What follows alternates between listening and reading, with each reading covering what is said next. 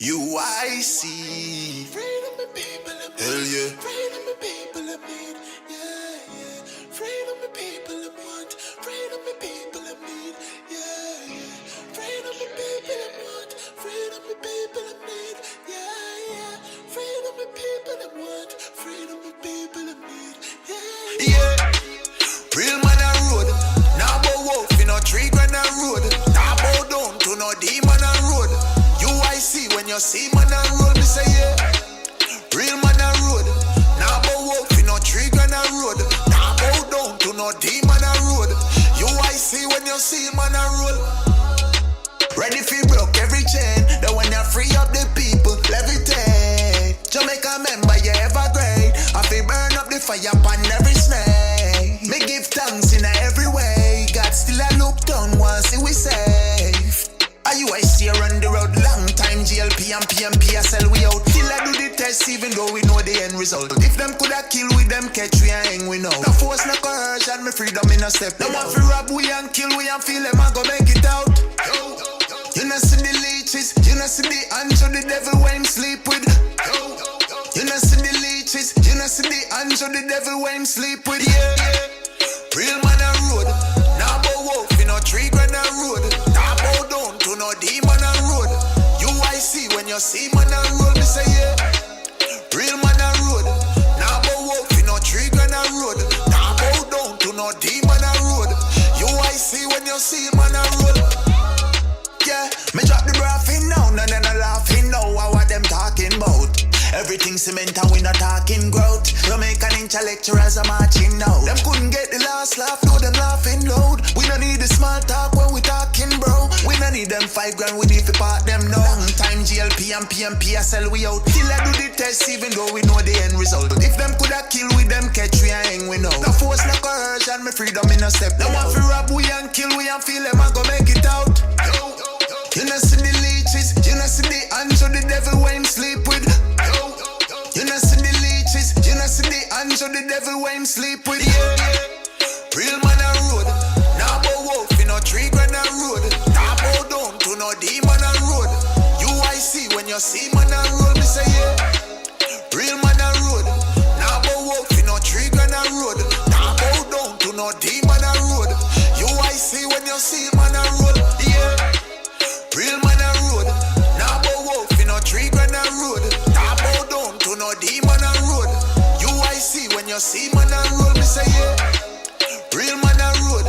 Now bow wolf in a tree grand a road. Now bow down to no demon a road. UIC when you see man a road. freedom the people of need. Hell yeah. Freedom the people of need. Yeah, yeah. Freedom the people of want. Freedom the people of need. Yeah, yeah. Freedom the people of want. Freedom the people of need. Yeah, yeah. Freedom the people of want. Freedom the people of need. Yeah, yeah. UIC. Freedom the people of need. Hell yeah. Freedom the people of need. Yeah, yeah. Freedom the people of want. Freedom the people of need. Yeah, yeah. Freedom the people of want.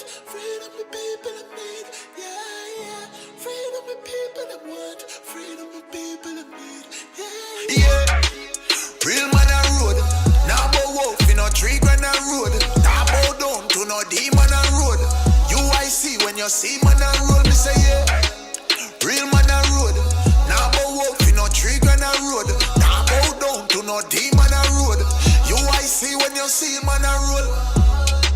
Ready for broke every chain. That when you free up the people, levitate. Jamaica member, you ever great. I feel burn up the fire upon every snake. Me give thanks in every way. God still a look down once we safe. UIC run the road long time. GLP and PMP I sell we out. Till I do the test even though we know the end result. If them coulda kill with them catch we and hang we know. No force no coercion, me freedom in a step. No one fi rob we and kill we and feel them I go make it out. You know see the leeches, you know see the hands of the devil when him sleep with. You know see the leeches, you know see the hands of the devil when him sleep with. Yeah, real man a road. Now bow wolf in a tree grand a road. Now bow down to no demon a road. UIC when you see man a road, me say yeah. Real man a road. Now bow wolf in a tree grand a road. Now bow down to no demon a road.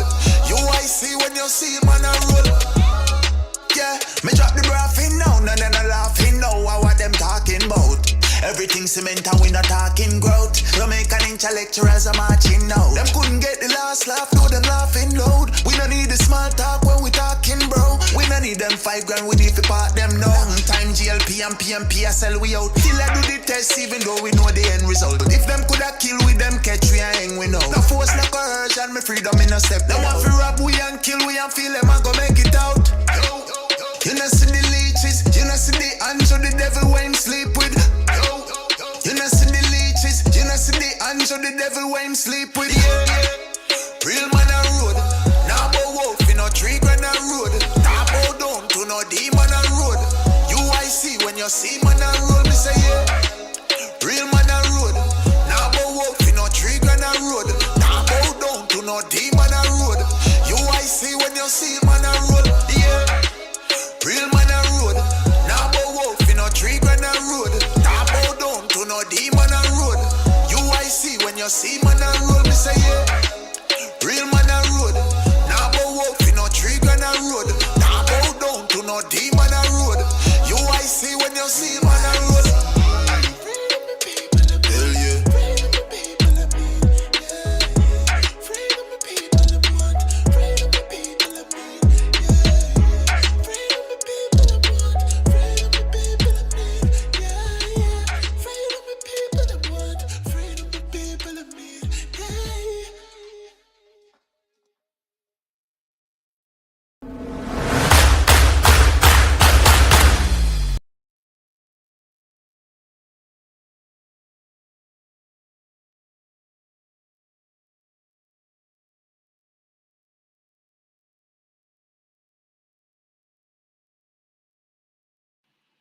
Good night, everyone.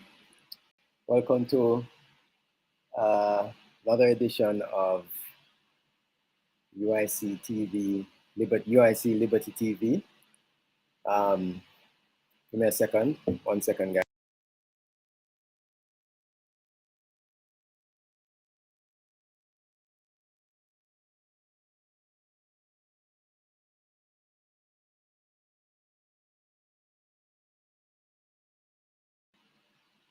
Right, so good evening, guys. Welcome to another edition. Back again. Glad to see you all here. Patricia, Burgess, Wagwan.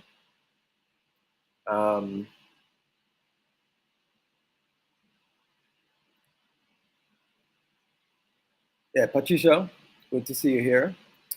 JMH, bless up yourself. Cool guy, good evening. Paul Clark said yesterday was very good. I agree, it was very good. It was very tiring as well for those that were, on the road with us, walking. JMH says the song is still firing. Indeed it is. I remember the first time I heard this song, it was on a live that they, released the song. And, I was just like, yo, this song shot, So big up to Danya Vu. That's his name. Danya Vu. He actually is the artist that did this song. He wrote for the UIC. We have another song, Stronger Together by Young Garvey, sorry. He performed that song at the march yesterday at the end. He also wrote that song for the UIC. So we have a couple of songs coming. Maybe you'll hear about an album coming up and a tour. You don't know. Janet Chucky announced it. We're glad to have you on, Janet. Thank you so much for yesterday. So she was the other person alive along with Keith Romans, and she held down the fort for us along with Keith while I was on the road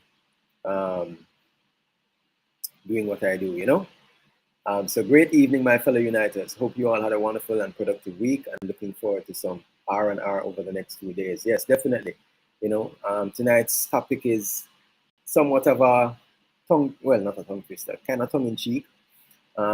So we know about the storm that's coming, and Jamaica is on the tropical storm watch now, and but there's also another storm that's brewing, and that's the blue wave, the storm of the blue. And so we are going to share with you what that's all about later tonight. Just waiting for our General Secretary Chase to come on. He seems to be having some internet issues. Hopefully that gets worked out. Juliet Chambers says, good night, Uniteds. Big up, Juliet.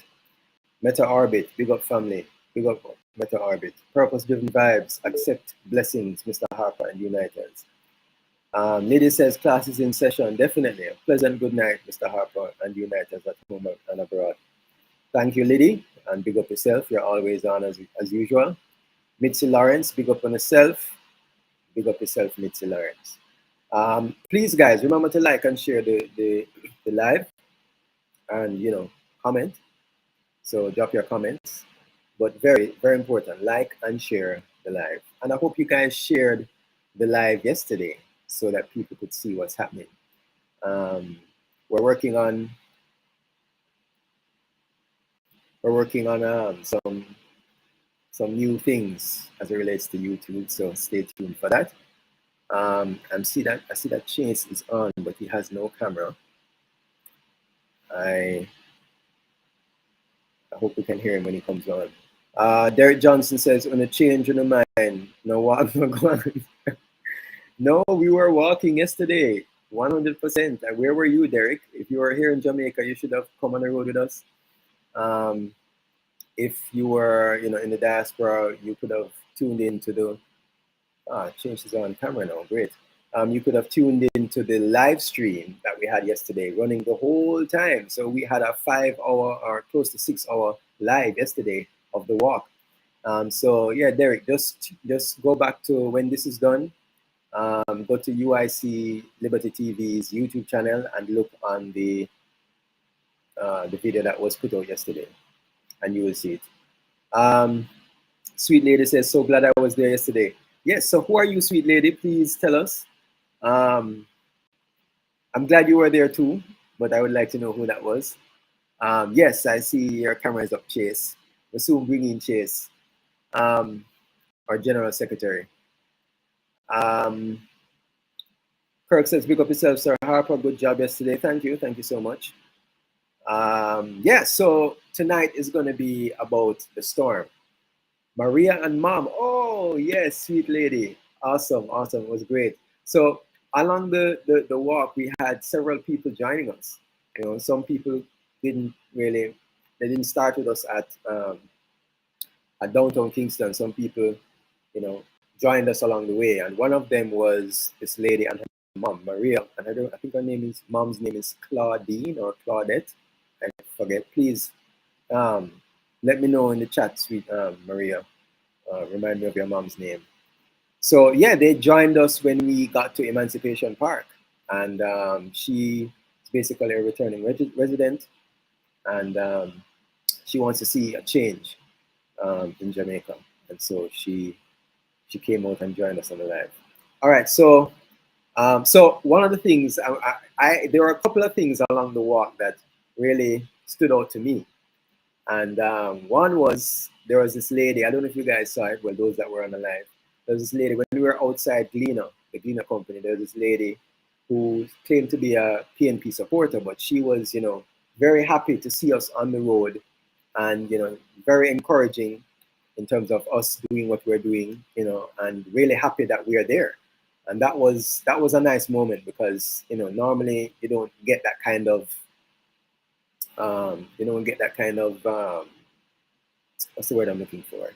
People that are, claim to be, whichever side they're on, they're not usually welcoming as it relates to a third party, Claudine, right?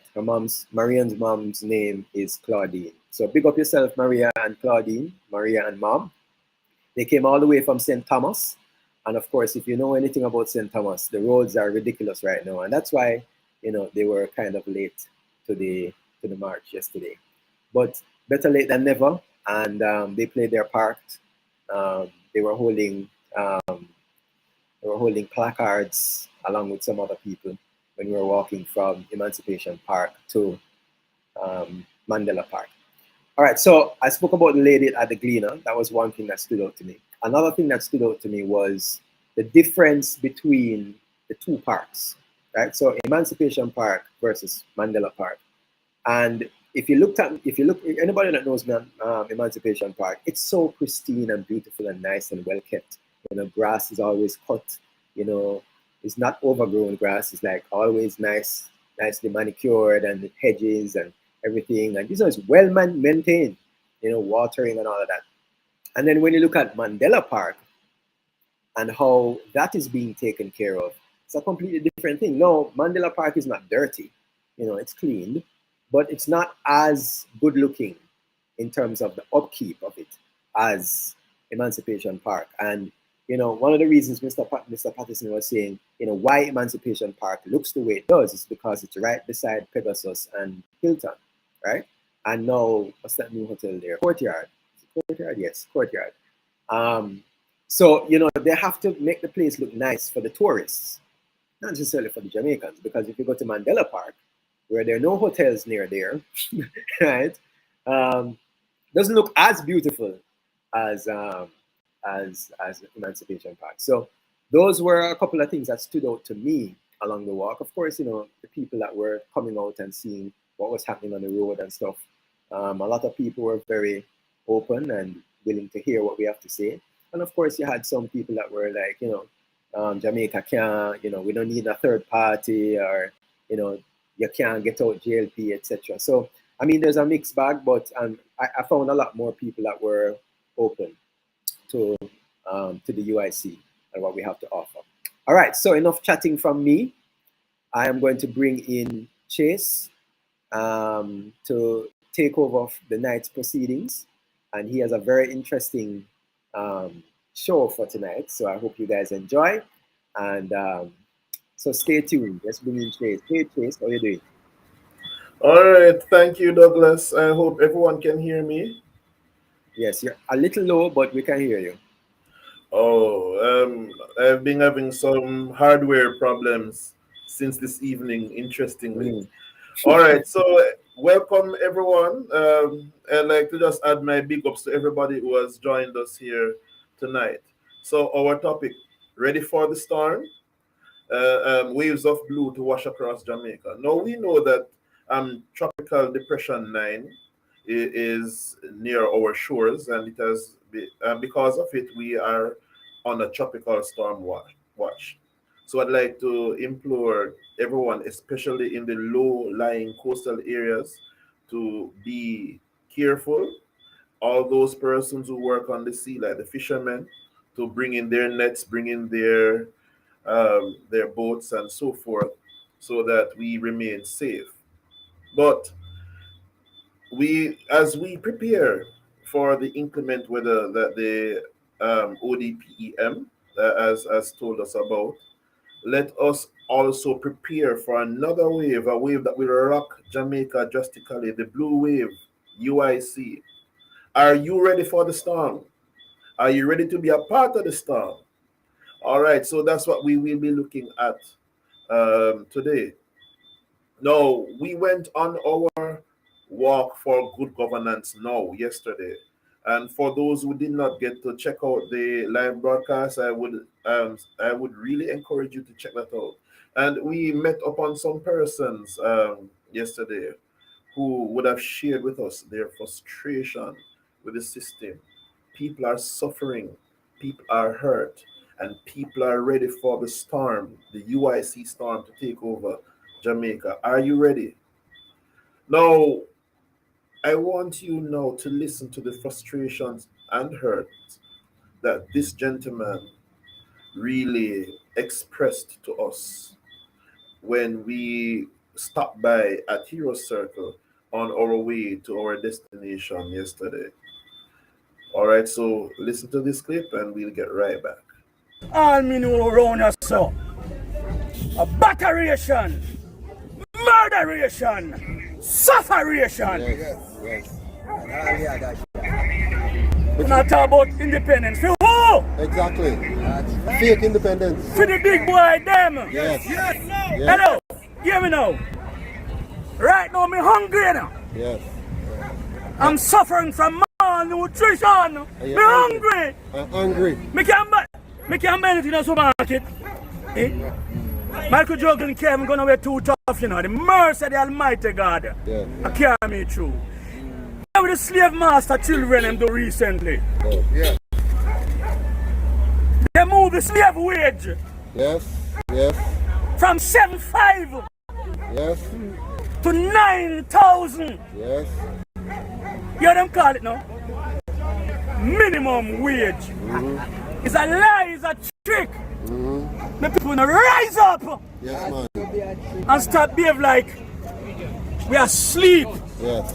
And the sleep is asleep next to death. Yes. The brethren, watch out. Change now. People, see them two emblem there? I don't have a call the name, I don't know it. Exactly. See them two emblem there? Rub them out. Hello. They may expire. Time up. Hello, watch out. You move the slave wage from 7,500 to 9,000. Yes. Then you move the goods and services. Yes, man. 1 billion miles away from the people. Exactly. People no rise up, no man. Yes, You're the man. great Marcus Garvey say. Yes, man. That's what him say. And it's a book where them buy and burn Yes. Yes. the philosophy Of Marcus. and opinion Of Marcus Garvey. of the great Professor Marcus Garvey. You know what I say? Hey, you know what I say? Marcus Garvey was way damn time. Yes, man. Way ahead on time. Yes. And You we see, are cross way yourself. behind. Respect the people from cross yourself, you know. For instance, when Marcus Garvey they are prison, them still vote him and vote him in. Yes. Them work out a hism schism. Bring on a kangaroo arms or squad upon him. Yes. Lock him up. Yes. And he misses sitting for 6 times. Yes. And then kick them phase him out. Then kick him out. Hello, Yes. watch out. Because they lock him up. Watch out. Injustice.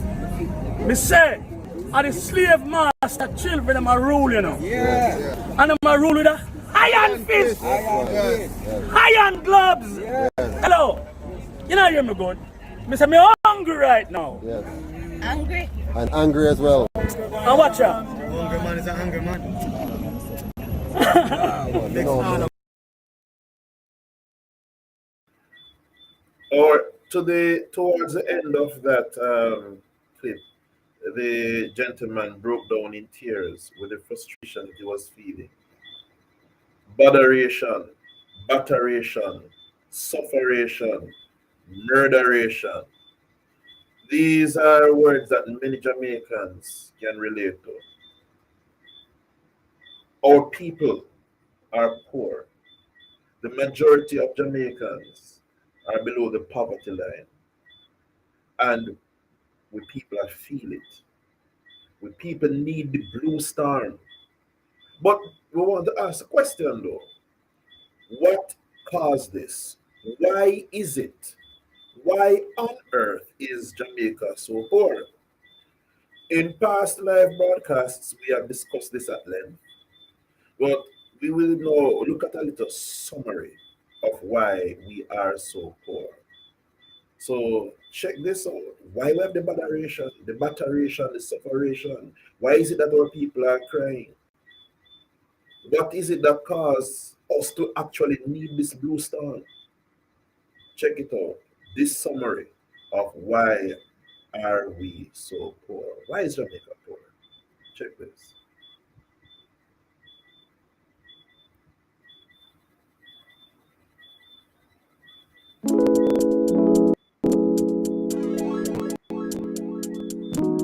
Why is Jamaica poor?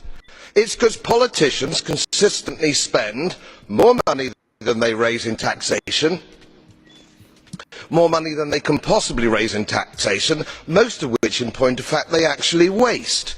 It's an embarrassing but inescapable truth about Jamaica most of the time. We're a complete mess. From arresting criminals to developing industries, diversifying exports to simplifying taxes, creating wealth to erasing intolerance. Jamaica lags behind much of the world. Welcome back to Elite Jamaica, the place you come to learn about Jamaica and Jamaicans. If it's your first time joining me here, consider subscribing to the channel by clicking that red subscribe button. And do remember to turn on notifications by clicking that bell icon so you never miss any of my updates. I'm on the mission. A mission. Today's Our GDP per capita is less than half the global average. According to the Statistical Institute of Jamaica, almost 1 in 3 men and 1 in 2 women in their early 20s can't find work.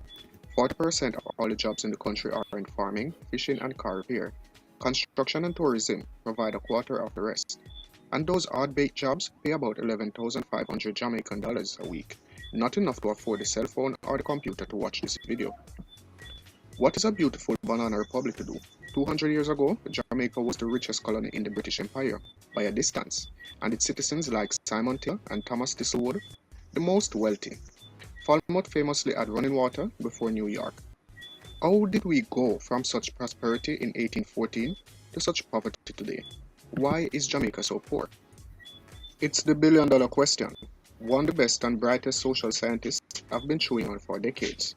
Here's what the most influential living economist, Robert Lucas, has to say.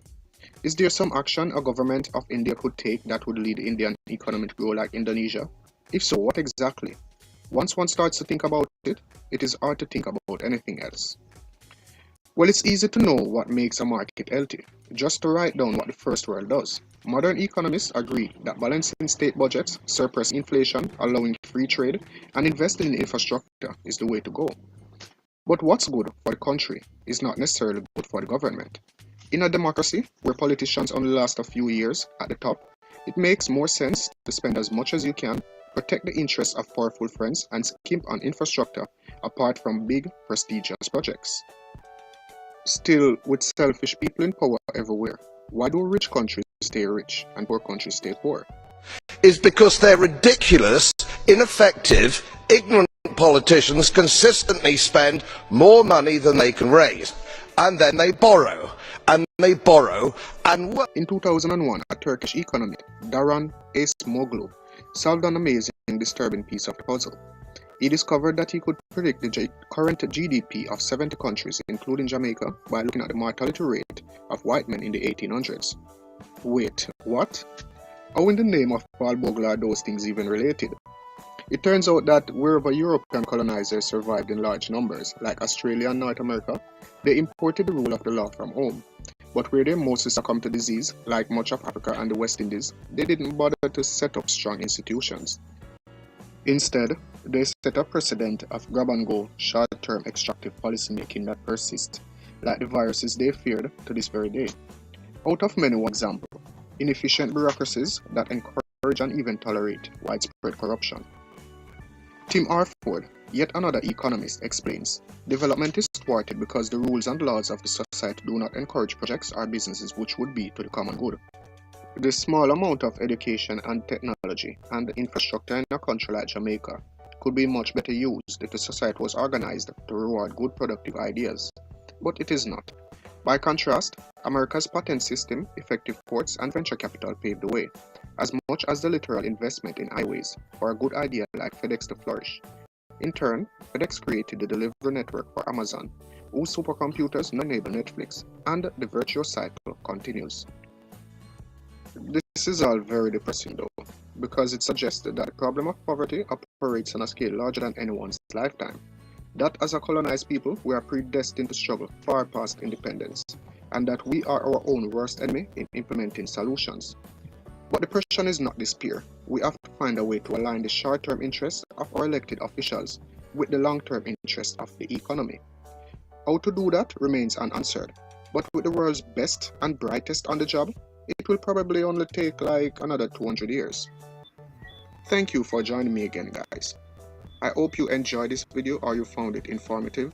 Remember, you can subscribe to Elite Jamaica by clicking that red subscribe button and turn on notifications by clicking that blue bell icon so you will always receive my updates. Thank you for watching. I am Alex. Bless. I'm on the mission. All right. We see here where this presenter says, well, this is the presenter's opinion, that the way in which to align the political officials' short-term interests with the long-term interests and the needs of the economy cannot be solved anytime soon. In fact, he says that it may be solved within 200 years.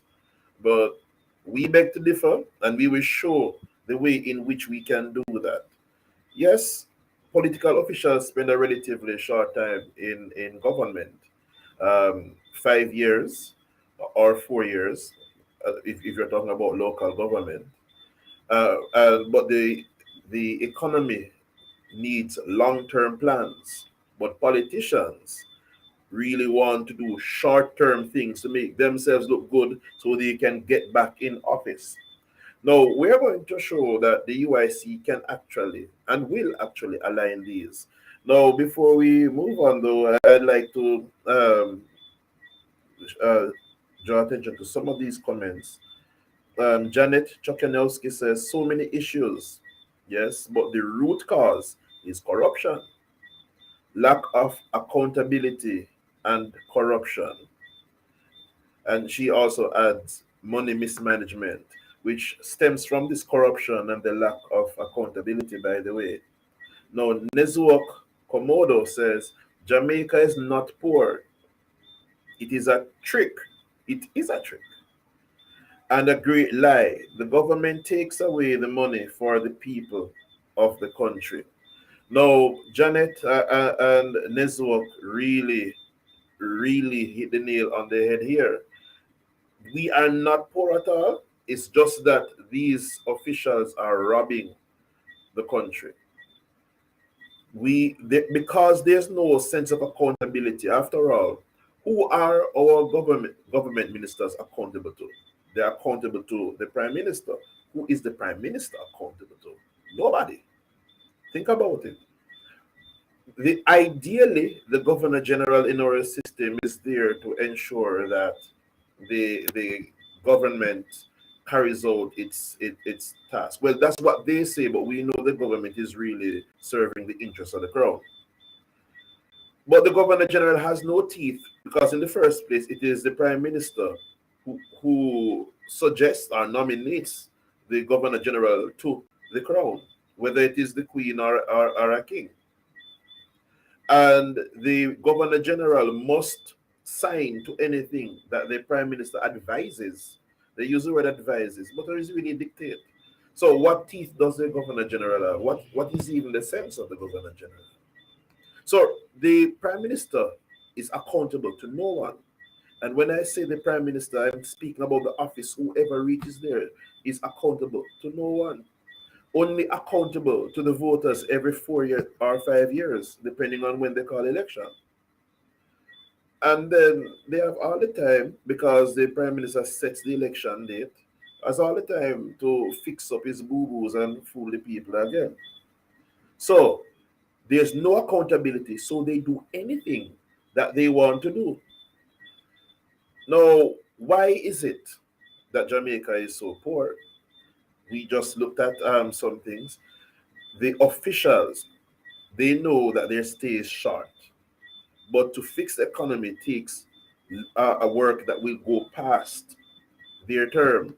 And in order to not make the other party look good, they just do some little tricks to look like something is going on and leave the mess for the other party to clean up, or they try to get back in office to prolong the illusion. Now, the video that we watched a while ago looked at the source of all this, where the Europeans, when they colonized the country, because the country was not really in favor of their build, they were not built for the diseases in our climate. They were not built for even our climate itself. They did not do any long-term investment. So it's really grab and go, reap the resource of the land.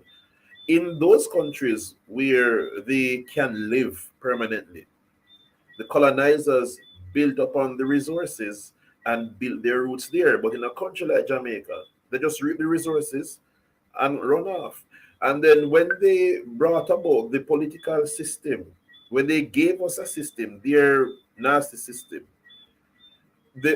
the disciples, the whitewashed disciples, they call them Oreos in Black American culture. White on the inside, black on the outside. Our Oreo politicians carried on the same system of just cash in, take what you can take, and leave it for the worst. But how can we solve the problem? No, the presenter did say this. No, the statement was made. Modern economists agree that balancing state budgets, suppressing inflation, allowing free trade, and investing in infrastructure are the way to go. But what's good for the country is not necessarily good for the government. You know, hear that statement. What's good for the country is not necessarily good for the government. In a democracy where politicians only last a few years at the top, it makes more sense to spend as much as you can, protect the interests of powerful friends, and skimp on infrastructure apart from the big prestigious projects. Does that sound familiar? Does that sound familiar to our system? Really? In a democracy where politicians only last a few years at the top, it makes more sense to spend as much as you can, protect the interests of powerful friends, and skimp on infrastructure apart from the big prestigious events, you know, that make them look good. So we know that the interests of the powerful friends like the PSOJ, the private sector organization that takes in all the big money, private companies, funds the political parties that exist apart from the UIC. JLP and PNP are funded by the private sector organization of Jamaica. When they give these parties the money, they make demands. So for the parties to receive that money to campaign and to take the government, they have to carry out the demands of their powerful partners and friends. We know with the vaccine saga, Bill Gates, who is the majority, in fact, you can say Bill Gates is practically funding the World Health Organization. He made his money from vaccines. We know Bill Gates from Microsoft, but apart from Microsoft, what else does Bill Gates make his money from? Where does he make much of his money? From vaccines. So the man want to make a money, and he is, and since he contributes the majority of the funding to the World Health Organization. He peddled his wares to the World Health Organization. So they declared a pandemic so that their benefactor could make money so that they make money. You see the scam. And so, because our country is a signatory to this and benefits from friendship and partnership with this organization and with its benefactor, Bill Gates, they had to please the system in order to ensure their success in future elections and campaigns. This is a nasty system, but this is what we have here, and we suffer at the expense of the system. So from the start, the Europeans were abusing our economy, abusing our resources, taking advantage of our minds, not teaching us economics, not teaching us true civics, how money works. And then their whitewashed um, Jamaicans, sheep. Well, I don't even know their sheep because sheep are said to be dumb and can't think for themselves. Some of these people are very deliberate, but they know are the elected officials and they continue the cycle, right? So now Jamaica is poor because Jamaica has been raped by these people. There is no investment in infrastructure because these people just want to win them seat. But as I said, we will see how UIC will align the short-term interests of these officials with the long-term interests and needs of the economy. And I want to note here before we go on, where the video, the presenter in the video had said, that the one way to fix our problems is balancing the state budgets, suppressing inflation, allowing free trade, and investing in infrastructure. We need to point out that the free market is one of the platforms of the UIC. In fact, it is in our manifesto. It's part of our 10-point plan. We balancing the budget. Now, we put forth that the government should be funded only by two sources of tax: a 10% income tax and a 10% sales tax / GCT. That is what will run the government. No more property tax and high tariffs and so forth. If the government cannot be funded on this and needs to borrow, there must be a referendum. The people will allow the government to borrow. So it is no longer a case where they just go and borrow a whole heap of money without our agreement or so. But if the government borrows with the people's consent, it must be a case where the people who voted for this must be able to pay for this in their lifetime, so that the children and the grandchildren and the succeeding generations do not have debt on their heads to pay. This is a UIC policy, and this will set Jamaica forward economically. But moving on. Now, in our first video, we saw that gentleman breaking down when he described the batteration and the sufferation that is plaguing him in particular, but this is also plaguing the Jamaican people. And we looked at the reason for all this nastiness, because this poverty is nastiness, and it does breed for a nasty state of mind and existence. But another social ill that is plaguing Jamaica is the murderation, as the gentleman that described it. So I want you to bear in mind the statement that was made before, that what is good for the country is not necessarily good for the government, where politicians see it make more sense to protect the interests of powerful friends, spend as much as they can, skimp on infrastructure and all of that. Because we're going to be revisiting that, but we're going to another tangent in the meantime. So we will look at how we'll bring about a positive change in the economy and the governance structure. But before that, another big problem, the murderation, as the gentleman said, crime. Jamaica has a serious crime problem, and we'll be looking at that now. Check this video. We'll be right back.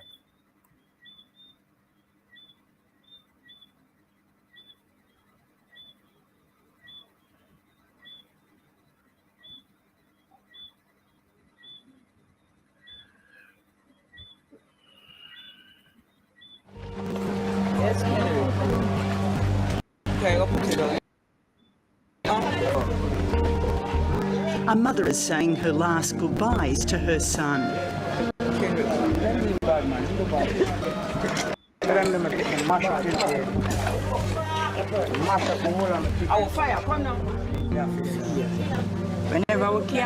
Kenrick Jacks was shot dead on December 26th. Let Kenrick example show to each and every one of the youth them, that they may learn from this mistake.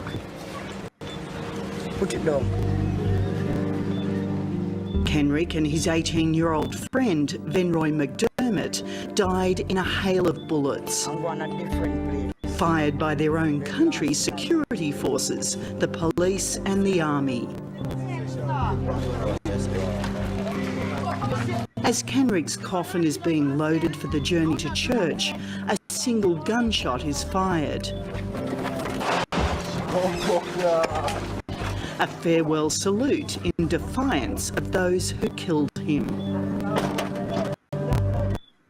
Electrify your metabolism back to teenage levels by eating 1/2 teaspoon of this with water and burning fat. At least every other day in Kingston, police shoot someone dead. That's how the police operate.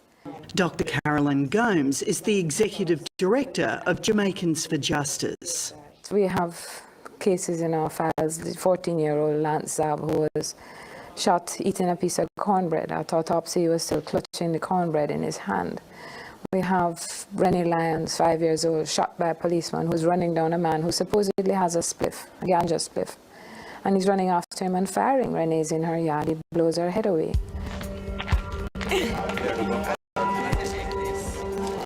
In Jamaica's capital, Kingston, to be young, male, black and poor is an extremely dangerous combination.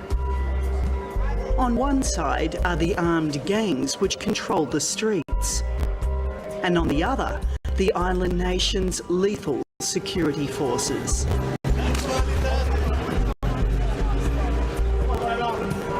Kingston has a long history of violence and crime, but when in the 70s and 80s, rival politicians looking for extra votes supplied arms to the street gangs, the conflict took an ugly turn. In the past decade, more than 14,000 have been murdered in Jamaica.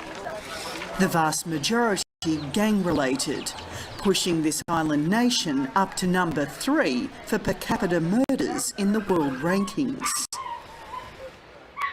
There's a recent strategic review that says the police are involved in murder for hire, corruption, selling guns, drug running. You know, it's not to say that that's the entire police force. It never is.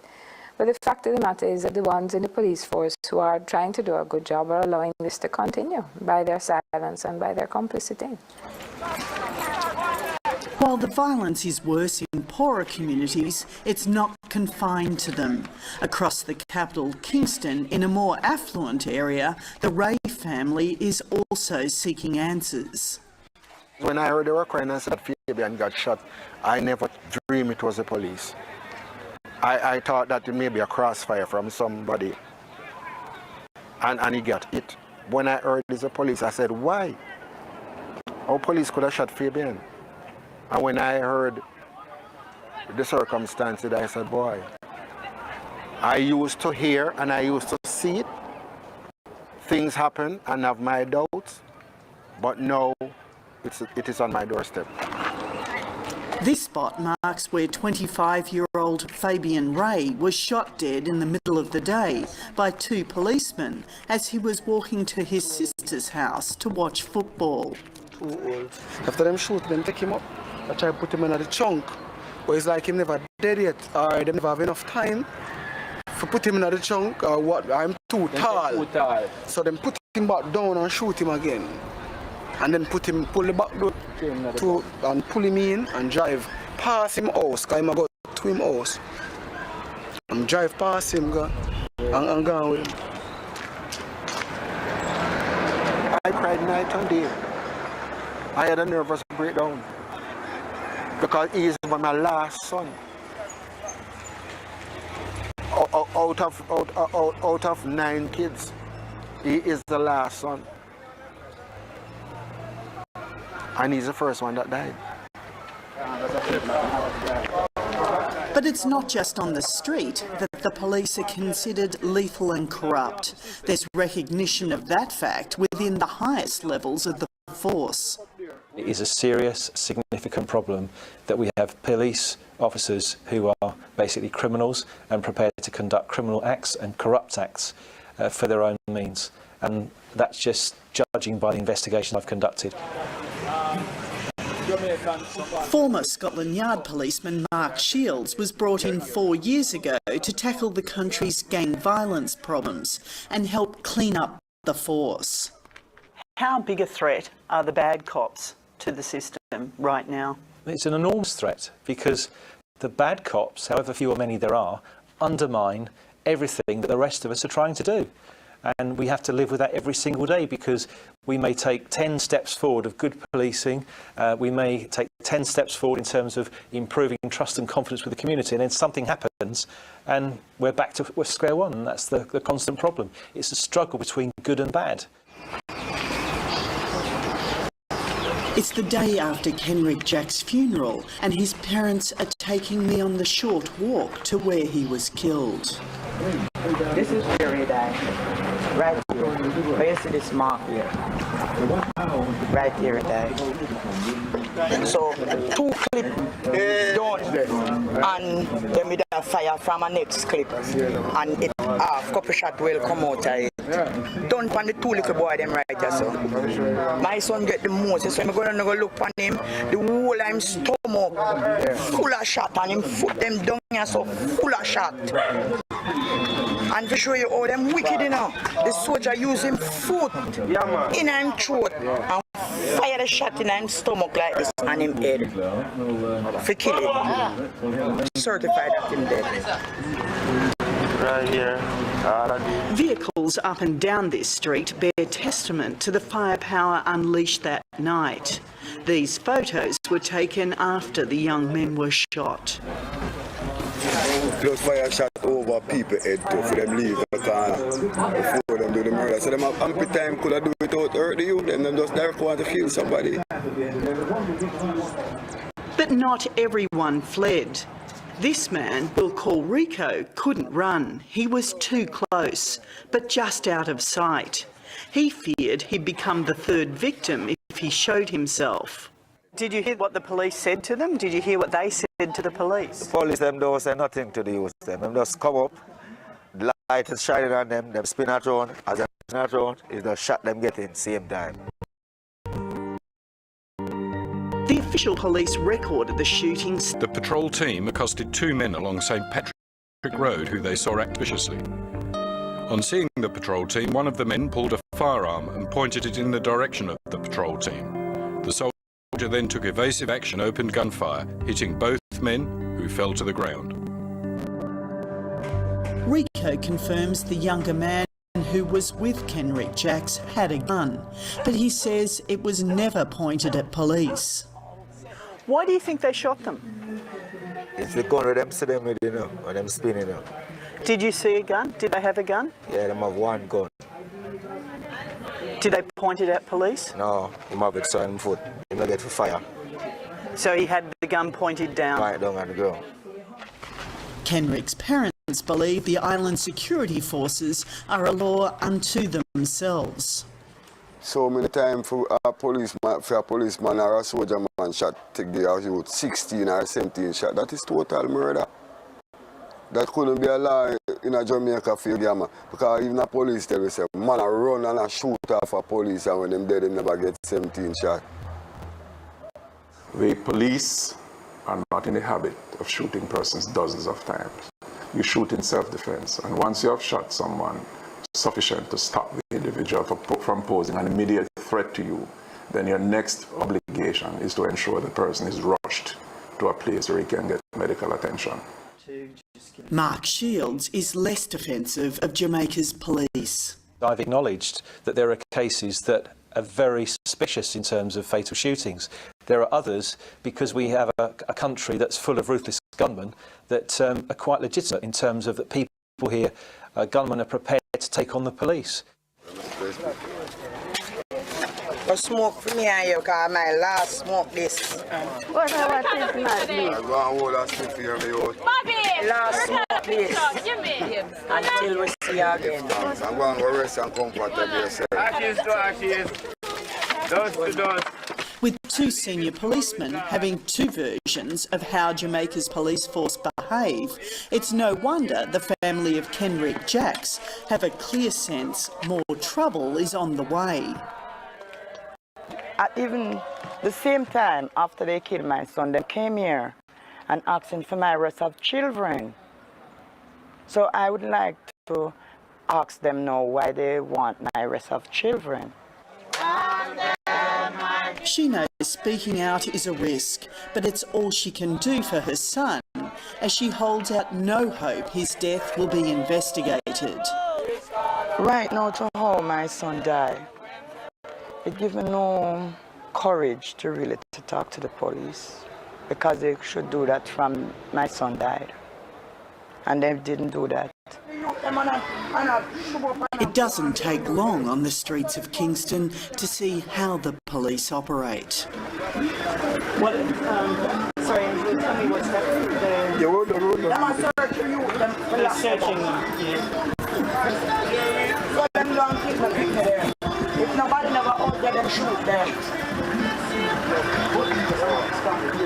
The police claim to find some weed or marijuana at this roadside stall, and 2 men are arrested.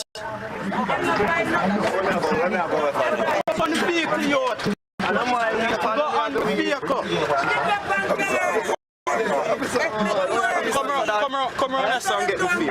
Up on the vehicle. Go on that vehicle. Come around that song, get the face.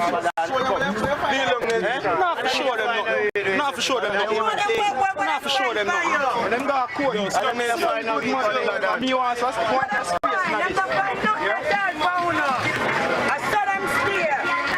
While the 2 men are being loaded onto the truck, fearful of what's to come, a soldier warns Angela that she is now a marked woman. She's angry. When the soldier them say that mean anyone tell them see me, that mean to say them will shoot me. Because him a cuss him better than I want. That mean to say my life in jeopardy with them now. Because them wrong. But them do them wrong. We poor people and now we call poor people them treat you like dogs. Police know there was at least 1 remaining witness to the fatal shooting of Angela's son, and the locals here fear that the police think the witness may be one of these young men.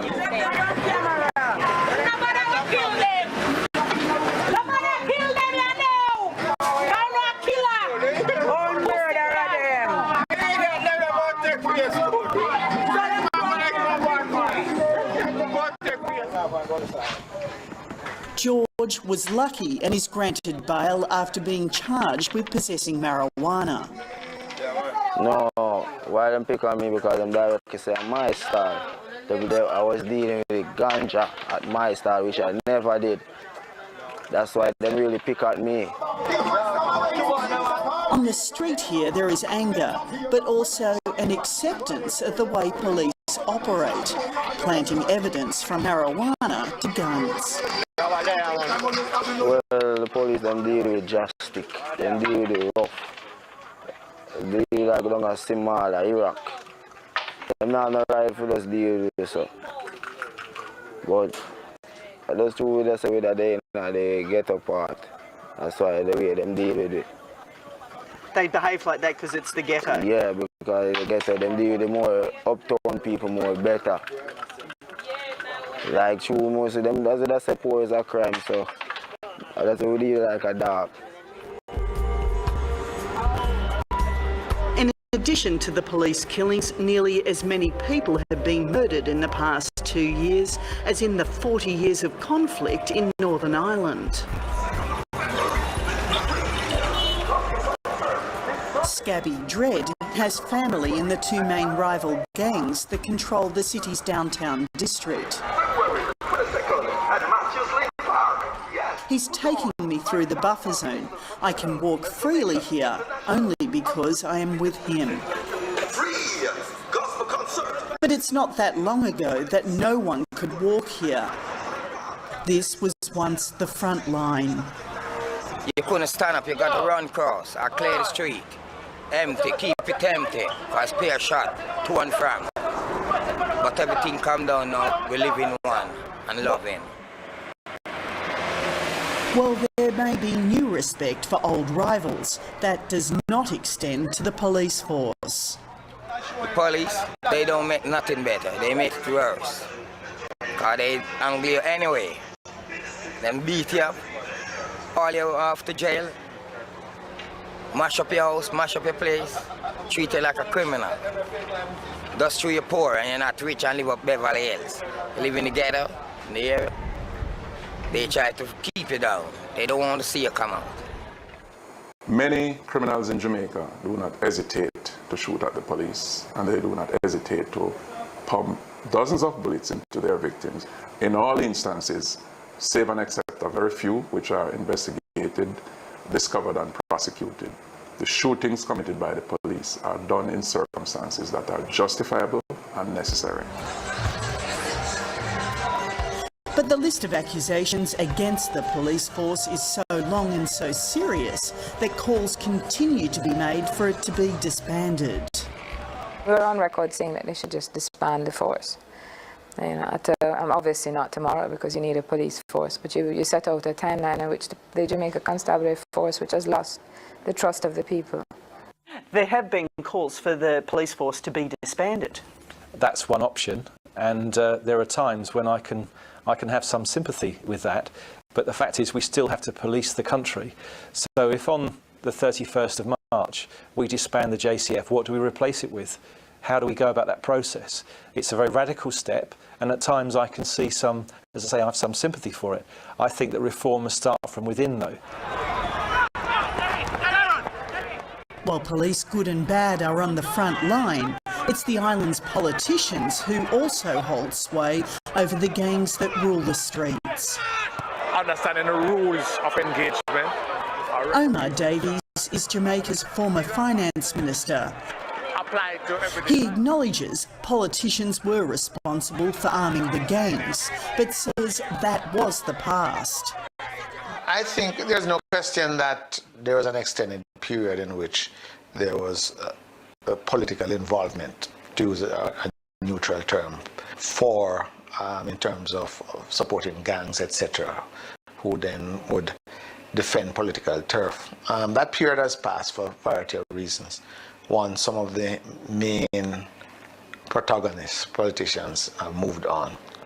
Two is that you're mistaken if you believe you can arm someone for political reasons and constrain and restrict them to use the arms for those reasons.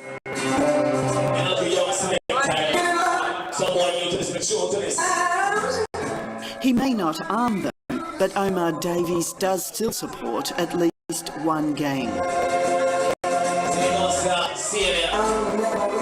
In his electorate is the clubhouse of the Black Roses, a gang he openly admits financing. He pays them to keep the streets clean of rubbish. To give someone who is a community leader or a former gang leader, to give them assignments, it means that you're supporting criminality. But at the same time, not just the Jamaica government, but there are international organizations. There's a peace management initiative, etc. And they will tell you that there's no way to bring about peace if you ignore those who can create war. People just maintain a courageous calm, whatever we do. We face a dangerous calm. That's my tip. Engaging with the gangsters may be one option, but with the high murder rate and police accused of extrajudicial killings, there seems little chance that peace will come to this Caribbean capital anytime soon.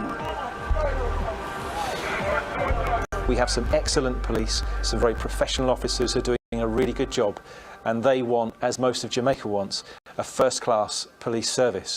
Unfortunately, there are many people within it who either don't want that or are part of the problem. We work for an organisation that is a police service, but it's also, in parts, a criminal organisation in itself as well.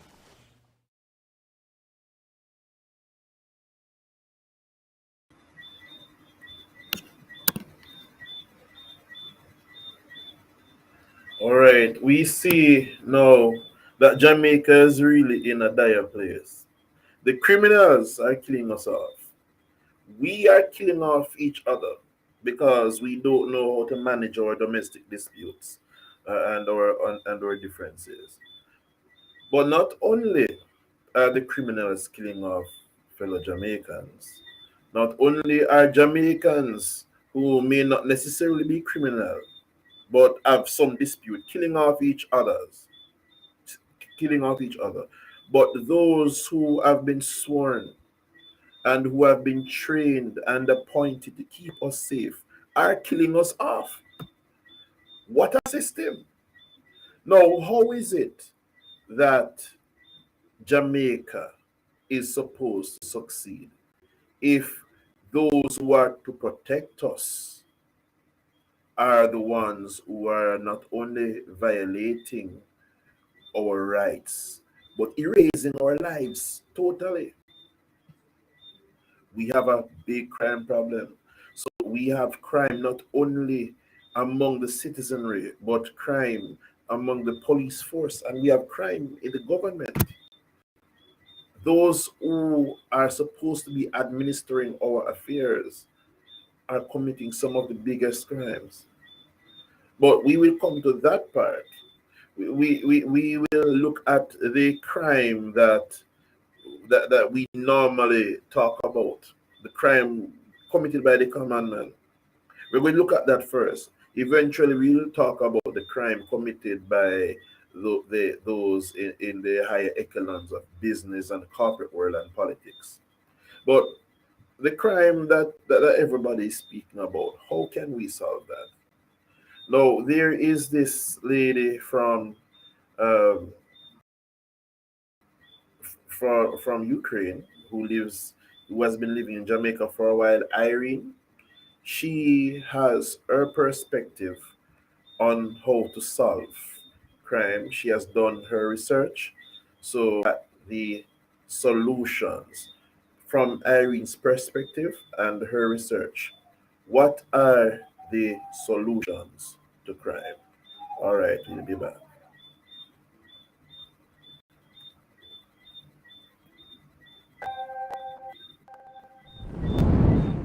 Now let's recognize the main problem of crime, and we'll with an example. There is an imaginary country with 1 billion people, and only one man encounters a violent crime in the whole history of this country.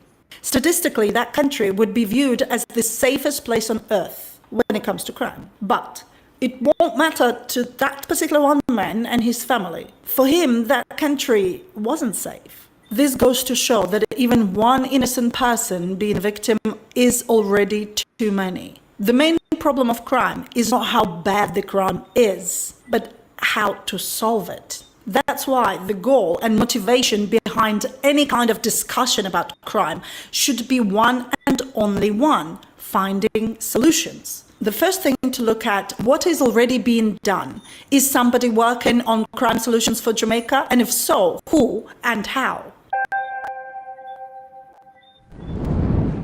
I've noticed that most people in Jamaica expect government to solve the issue with crime.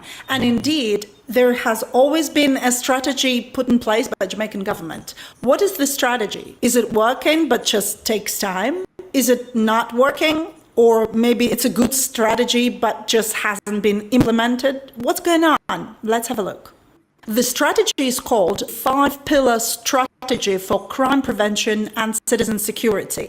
I will leave the link to the whole document from the government side so that you can read it. But in short, it goes as follows, right here. Pillar number 1, the police force. 2, bringing criminals to justice. These two things are the crime control mechanisms, but they do not prevent crime, and they're not solutions to crime in any way.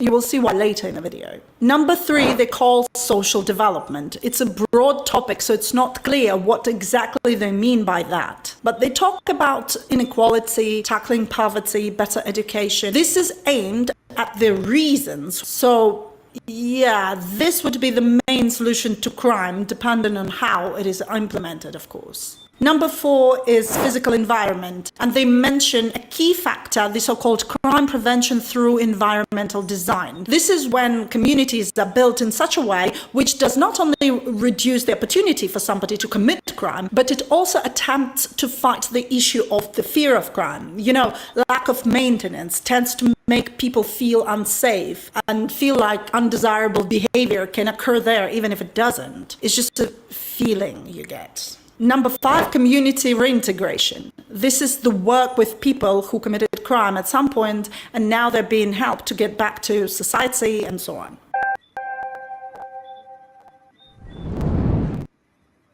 Whatever you do, do not hit that skip ad button. You would be making the biggest... So we see the official plan. How many of this is actually implemented and how exactly it is done? It would take me another year to research. But just looking at it, it looks like a quite solid plan. The only problem I see it has in theory, just my opinion, it completely misses out the media part. The work with the media, like journalists, film directors, musicians, they're absent from these pillars. and yet it's their job to influence public opinion by promoting good things, encouraging good actions, creating role models, that kind of stuff. Foreign media can say whatever they want about Jamaica because they have their own goals. But here, locally, the media should aim at helping Jamaica to be as successful as possible. Isn't it what Jamaicans want?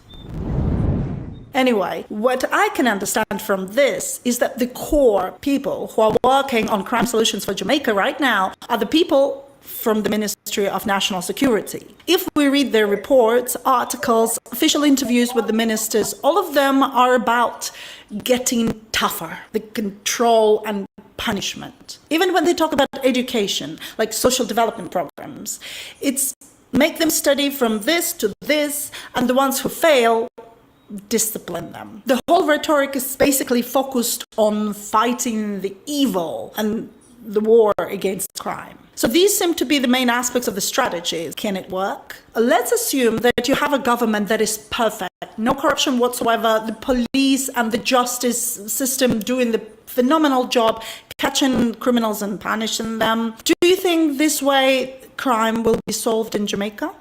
I can tell you what's going to happen. The homicide rates will go down for like a month or maybe 2 months, maximum a year, and then they will go up again. And the problem with crime can become even worse than before. How do I know? It's not a secret. This has been done many times by different countries with exactly the same results. The best example, the country with the toughest police and justice system in the world, the United States. Doesn't matter whether you believe their police is good or bad, but it's tough. And note, the US is not a poor country, so crime should have been solved there a long time ago. But instead, crime rates in the US are still very high. Yes, I know the US government always brings up their low homicide rate. Look, here, it's 5. But that's only because the victims don't die when they're being shot or stabbed. If you look at the actual rate of aggravated assaults in the US, the rate is 250. There were over 700,000 cases. And just because these victims didn't die doesn't mean the attack never happened. At some point, the US officials were saying the homicide rates are down, so blame the police.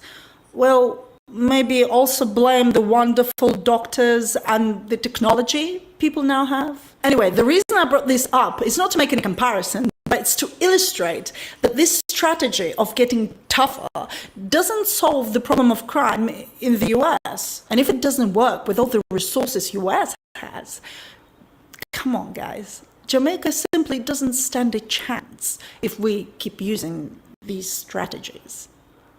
There, I made the comparison after all, but you got the point. What also needs to be added here is why it's not working. Obviously, let's catch and punish all the criminals, and new people replace them in no time. It's just a never-ending process. I mean, it's like trying to get water out of a boat that has a huge hole and sinking. The system of punishment is supposed to work like a form of deterrent, but the reality proves it's not. It's a form of control. You can hold the police accountable for responding to crime, the crime that has already been committed. It's a very important factor, but not a solution to crime. What is? We need to understand the reasons why people commit crime in the first place, and then eliminate these reasons. Very straightforward. Why is it so difficult then? Assuming the governments are doing their job right, it's still difficult because of 2 factors. One, there are hundreds of reasons that can make a person turn to crime. It can be really anything. Maybe a teenager was told off for misbehavior, and that became the last drop which triggered some set of events which resulted in him joining the gang. Nobody can make the list of these reasons and how they interconnect. However, what we can do, we can see the main tendency that is common among all crimes, and that is everything to gain and not much to lose. That's it. That's the one and only reason. But how do we solve something like this? It's too vague. It requires the consideration from, I don't know, Maslow's pyramid of needs to what we're here for. And That's the first factor. As you can understand, a government can announce a state of emergency, place the police, catch the criminals, and point to the public, see, we're working on this. It's easier than chasing some unclear goal with complicated reasons. And this, of course, brings me to factor number 2. Solving crime is so difficult because it's a very long-term project. The reasons for people to turn to crime begin forming in childhood. So the actions people take today will have an effect on crime in about 15 years from now, when these children grow up and start making decisions about their life. And the resulting crime you are seeing now are coming from children who were born at the end of the 1990s. So the lag in the results you see is like a generation. But the public demands results now from the current government. So push all the budget now for the real solution years later. And by the way, never be praised for it, of course. Or do something short term that people can see. What would be your choice if you were in the government? However, there was one point in recent history that resulted in almost instant change in crime. From 1960s, crime rates went up in most countries in the world, including Jamaica. However, in 1990s, something happened that made crime rates fall, but only in the so-called first world countries. While everywhere else, the tendency remained. What happened in 1990s? I asked that question in the first part of the video I made about crime, and my dear subscribers shared some really good ideas that I will surely take into account while making videos. But for now, what happened in 1990s? The major one that influenced all first world countries, but not so much the rest of the world at that time, the computers and the internet, of course. So people who pointed this out, you were absolutely right. See this graph here. The US, Canada, UK, all these crime rates dropping suddenly. If you wonder, but we have internet and computers in Jamaica right now, why isn't this happening? And how does this exactly influence crime anyway? Most crime is committed by men at the age between 17 to 35. This is a common feature of pretty much all countries. All other features like social status, background, types of crime committed, they differ depending on a country, but age group and gender is one thing they share in common. Think now. The group of men between the age of 17 to 35, how do they spend their free time in Jamaica? Beautiful weather, people go outside, play football, partying, dancing, spending time with friends. It hasn't really changed much from 1990s. Now compare with these same guys in first world countries. They play computer games, including the violent ones. Doesn't it supposed to drive violence up, by the way? These games, they should contribute to increase of violence in real life, for sure, right? No, it works the other way around. There have been multiple researches on the subject, and I will leave a link in the description for those who are interested. If young men in those countries want to prove to their peers how powerful they are, they can do it in a game. They can shoot each other in a game. It's this whole subculture now. Most people of my generation or older are not even realizing this is happening. It's not only computer games. Whether you believe that computers are good or bad, the fact remains. They keep people at home. These young men now use computers to compete with each other, prove their worth, build a career, and become rich using computers, offering all sorts of products and services and working online. And the last but not least, why bother getting your hands dirty with violent crime when you can simply commit crime using computer and get a much higher reward? However, when countries measure crime rates, they continue doing so in the same way as it was done from 1960s. As an example, the FBI website. We see here violent crime, property crime. They're simply measuring their own type of crime. In 1990s, there was an absolutely unprecedented crime displacement. In first world countries, crime didn't disappear and it didn't start falling. It just went online. This year, I spent 2 months searching for a gaming computer in Jamaica. there were none. Like, none. I mean, there are computers, of course, but there are no proper gaming computers. Once again, I'm not saying it's a good thing or a bad thing. I'm just stating a fact. Jamaica has a very fast internet available. There is a lot of good software. It's very convenient nowadays. Like, tax office is now online, so this is good. Bank software is good, at least with some banks. But IT in general is not a big thing in Jamaica. Now, my opinion, so please take it with a grain of salt.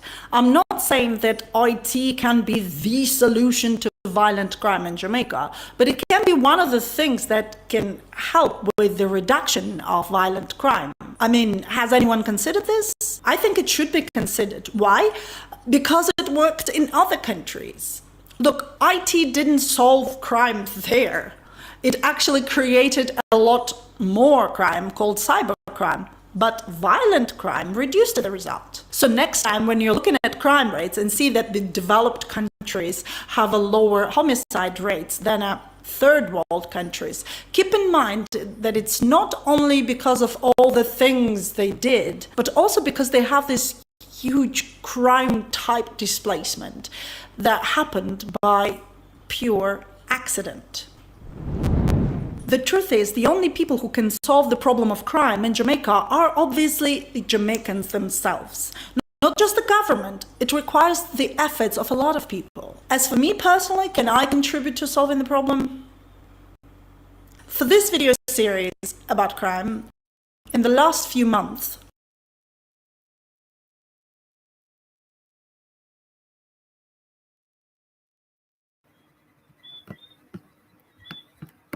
All right, so we have seen Irene's thought there of how to solve crime. Now,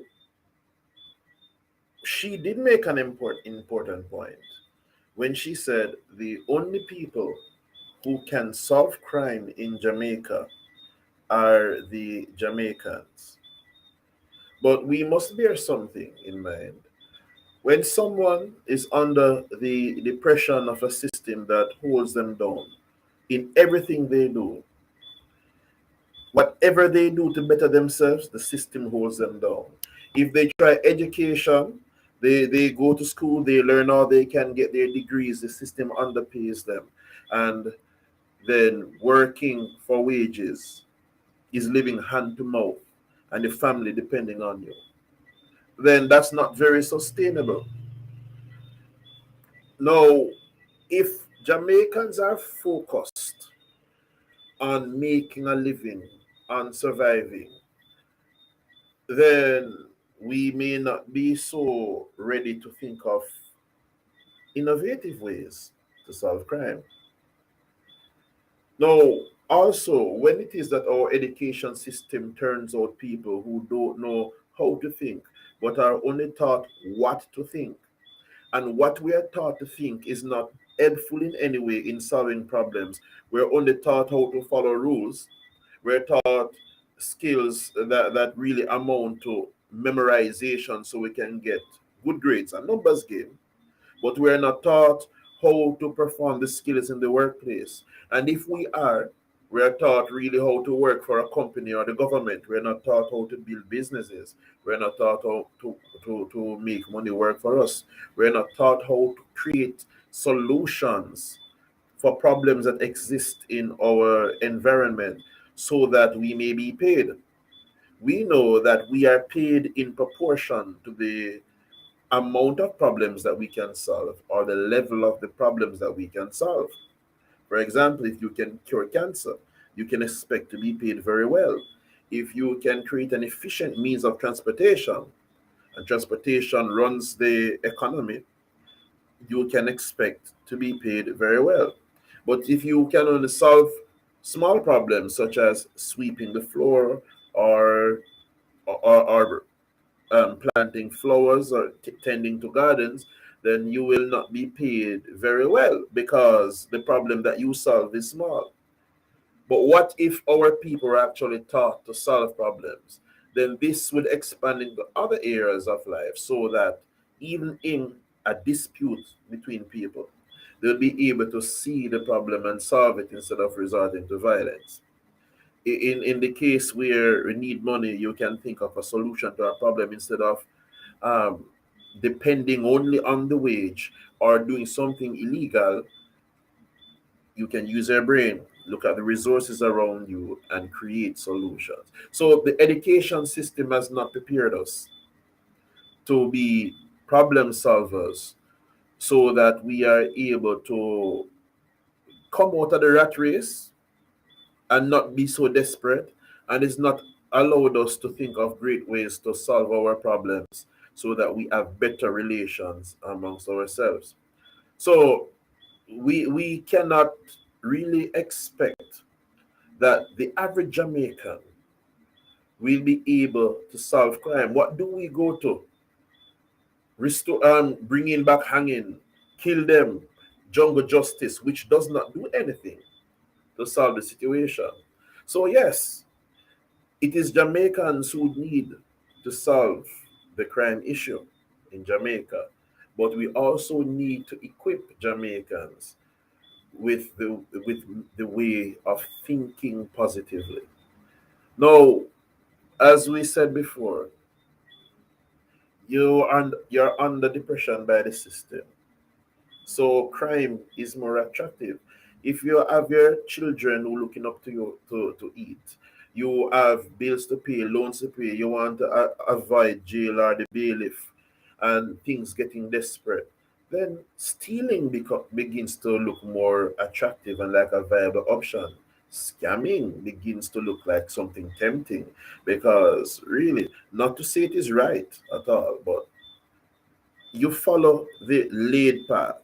Go to school, get a qualification, start work hand for mouth, hand to mouth, and can do a thing.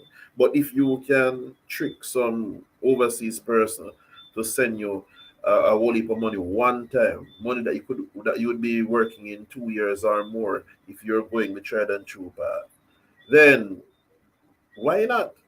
So logically, you see, when we have people living in this hand-to-mouth manner, crime begins to look attractive.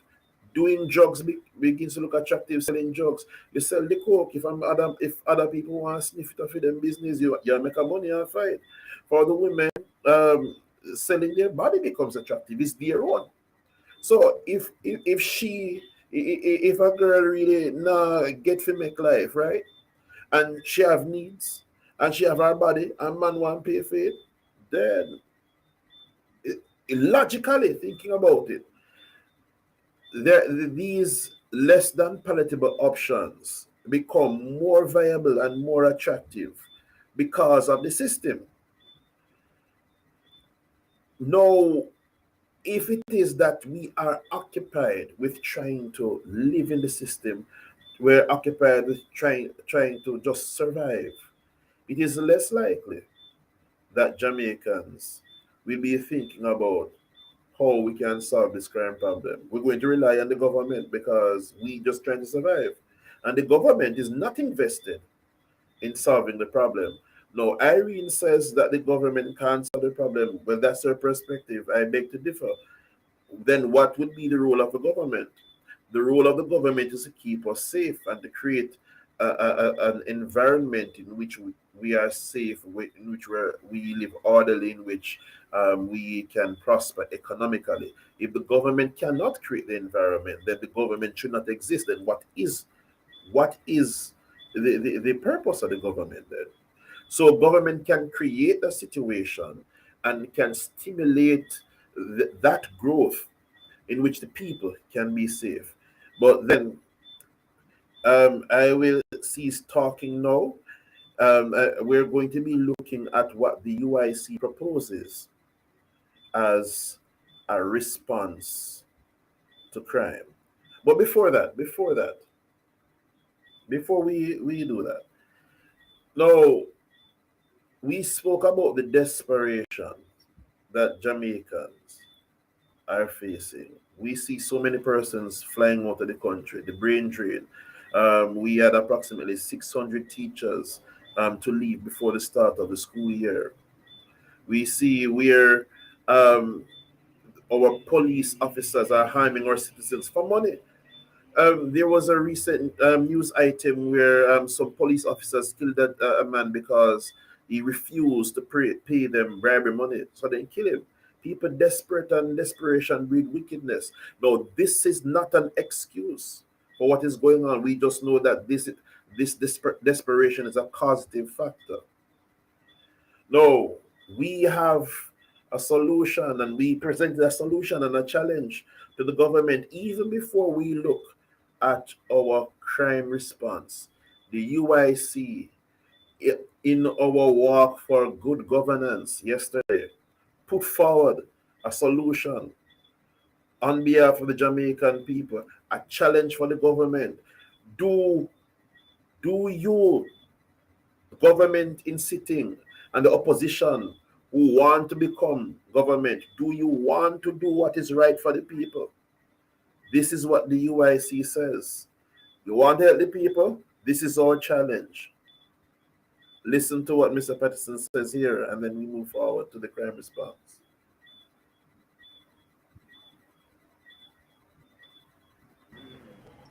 So we're going to stop this all-inclusive foolishness by tourists and lock up behind fence and the rest of it outside a one-way. We're going to go for the tourist market and make all of Jamaica a tourist destination. That's right. And we can't get here's the funny part. We're not doing it for the tourists. We're going to make Jamaica clean and nice and pretty and decent, with sidewalks and street lights and permanent address for everybody, and a nice looking place that look and feel and smell like a tourist resort. What it is for we, the Jamaican people. That's right. That's right. So we're going to put the people first, not tourists first. Not tourists first. The tourists must come and enjoy a little bit of what we enjoy every day. That's right. I want them to go into the community and try the roast breakfast. I want them to sit them around the roast gamble with a roast. You want them to drink the coconut water in the backyard of our friends and families. Play 2 dominoes. You want them to knock 2 dominoes. Amen. You want them to be a part of the culture and feel the vibes and movement of the people. And I want them to give the money to the people. You want our farmers to get the money. You want our housewives to get the money. We want our hard-working young men and women, the singers, the entertainers. But there's not where Lucas for us to get the money and to get the opportunity. Right, that's not right, yes. We want it right, yes, sir. Right. We want it right now. So, UIC is about a complete team. Not 360, 180. A complete turnaround. So I have one more thing to tell you. Now, this is for today. The government said they want to help us. No, they want to help us. Yes, they said, price so high, they want to help us. You have one man recently said, time come because you're ready now to take over. You have a plan where you're going to fix everything. You have all the promises here to work. In a position to do everything. But as being in a position, they know everything. One promise you, you're going to sleep with the windows and doors open. Yes, no, you have to lock it. One promise you that if you elect him, you're going to have 5% growth in 4 years. 4 years. What they never tell you is that you're talking about the banks, not you. The same one tell you, in the first 100 days, you're going to make sure we have a fixed election day. Yes. In August, we can't count, because it's more than 100 days now. So clearly, we can't trust them, and we know that for 78 years. But I want to make them one final offer. One final offer. Here's the offer. First, if you want to help the Jamaican people right now, if you want to stop the bleeding right now, if you want to stop people from feeling like they're out of control right now, there's one thing the government can do right now to fix the Jamaican people problem. You want to hear it? Yes, sir. There's one thing they can do right now that will help all Jamaicans. Police, teachers, nurses, doctors, lawyers, and man, everybody. This one thing can help us all right now if they want to help. But that's true, you know. You cannot see it right now, but other than that, talk about it. Right now, there's one thing they can do that will help right now. If they believe that they want to help Jamaicans, peg the people's salary to inflation right now. That's right. Yeah, man. Peg the people's salary to inflation right now. Peg the people's salary to the dollar right now. Yes. If inflation go up, your salary go up. If the dollar go down, your salary go up. Peg it, Mr. Prime Minister. Peg it right now. Peg it, Mr. Prime Minister. One more thing not to do. Because he's not going to do what will really help you. His job is to tell you that they want to help you, but inflation is an international problem. But he loves the poor. He loves the poor. But I'll say it again. I challenge Mark Bowley. I challenge Andrew Holness. I challenge the PNP. I challenge the GLP. I challenge all of you in the Senate right now to agree to pay the Jamaican people's salary and wages to inflation right now. No more inflation! Take it right now. And you solve all of the problems. Because when the bread go up, the salary going to go up automatically. When the gas go up, the salary go up automatically. When the rent go up, the salary go up automatically. So pay the wages and salaries right now for inflation. If you love the poor, Mr. Prime Minister. If you love the poor, Mr. Golden, peg it right now. Go to Parliament right now and tell them, peg it. Yes. Peg it, Mr. Prime Minister. Peg it, Mr. Opposition Leader. Peg it, Mr. Senator. Peg it, Mr. MP. Peg it, peg it, peg it. Yes. Go, let them move forward.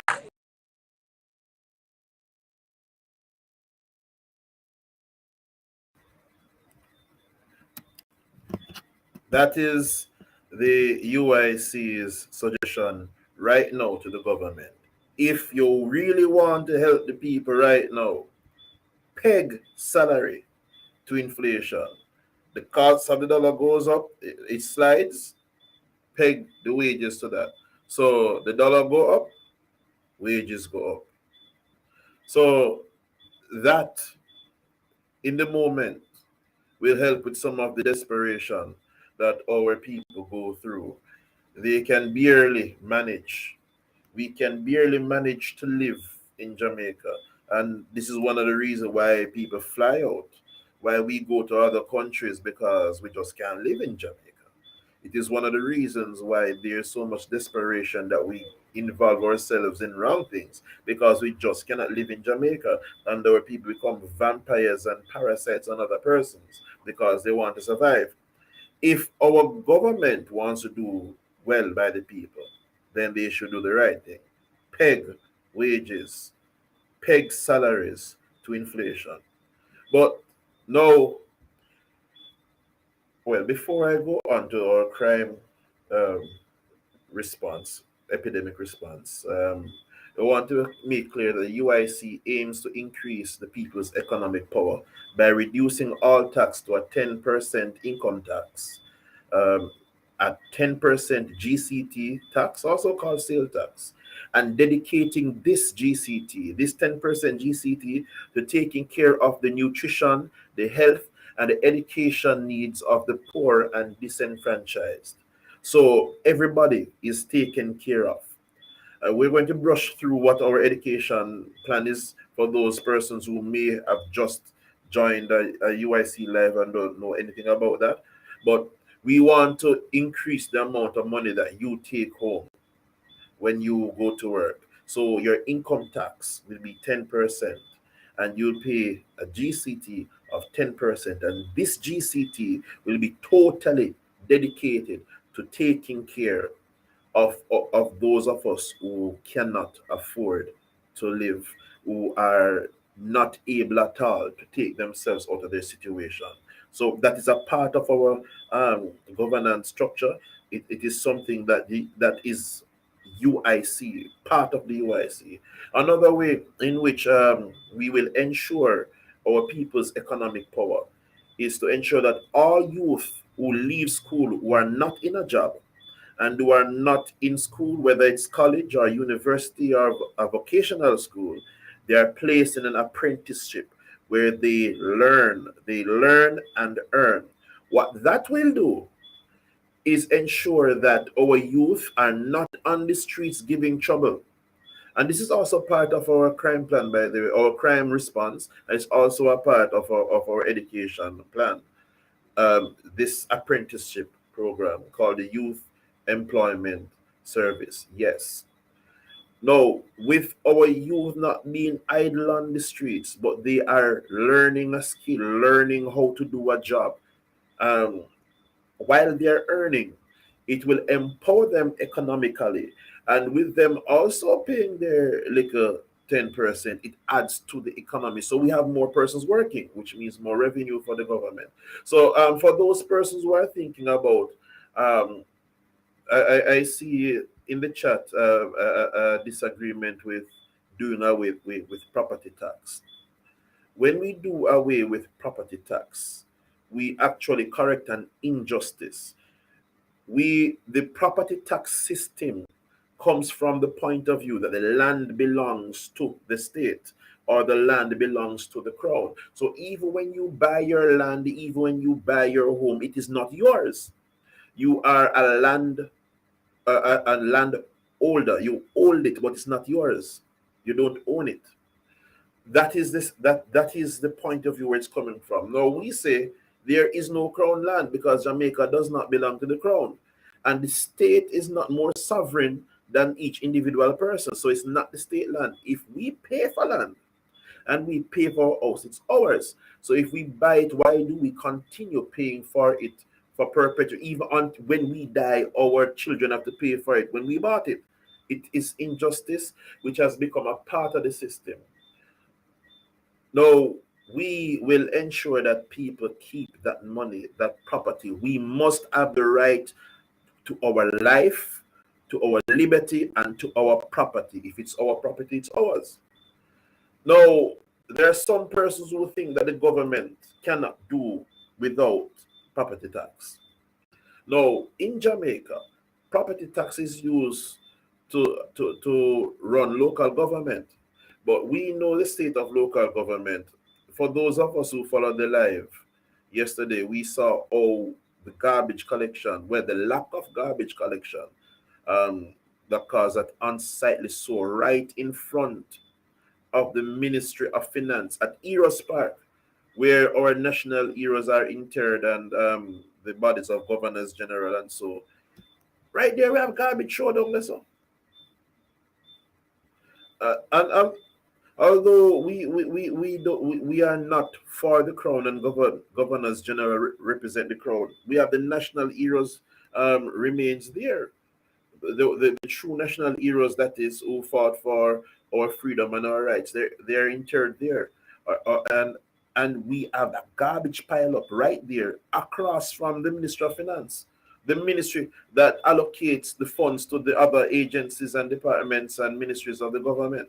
And not far from that is the Ministry of Education, right at Hero Circle. And right there, a big pile up of garbage, nasty and unsightly. But that reflects the state of our government.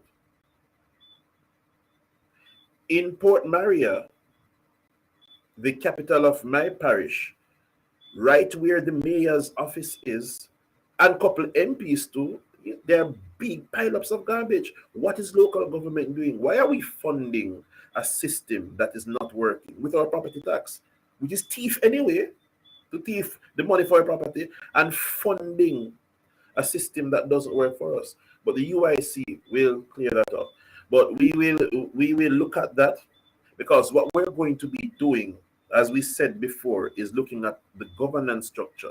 After we look at the crime plan, we're going to see the governance structure itself, even more than the crime plan, even more than the different plans that we come with, will ensure that the storm of UIC will wave across Jamaica and wipe out this nastiness and this corruption and this wastefulness.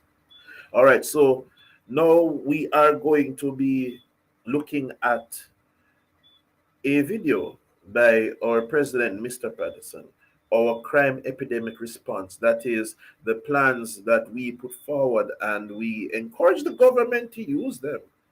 But we know how that goes. Since this was released, it has not been taken up.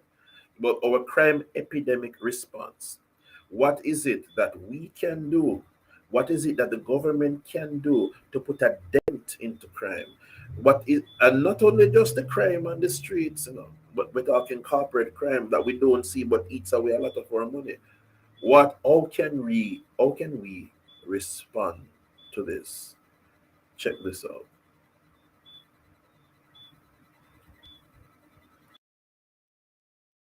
For joining us this evening. As you know, the Prime Minister gave an announcement yesterday, and so the UIC would like to give a response to that and offer something else for all of us to look at and consider as a nation.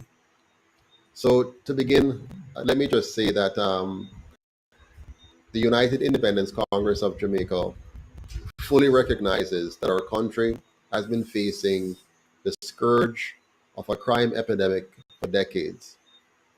Successive governments have been unable or unwilling to do what is legally and morally necessary to free our country from the grip of criminal gangs. Jamaica's crime problem has some characteristics that are unique to Jamaica. For example, unlike Mexico or Colombia, Jamaica is a small island. This characteristic is actually an advantage for us. Criminals have nowhere else to go.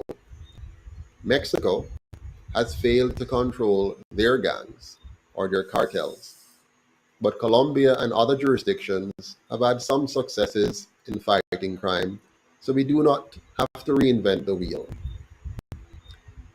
The use of a state of emergency to fight crime in Jamaica is using a very blunt instrument to solve a very specific problem. Prime Minister Holness is using what is called the iron fist method. The problem is SOEs cause collateral damage.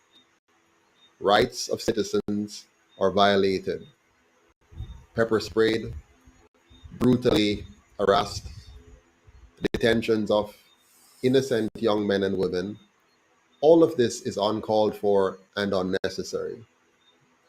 Despite Mr. Holness's and Commissioner Anderson's claim that the police are trained to respect people's rights, there continues to be numerous instances where the police have done the complete opposite.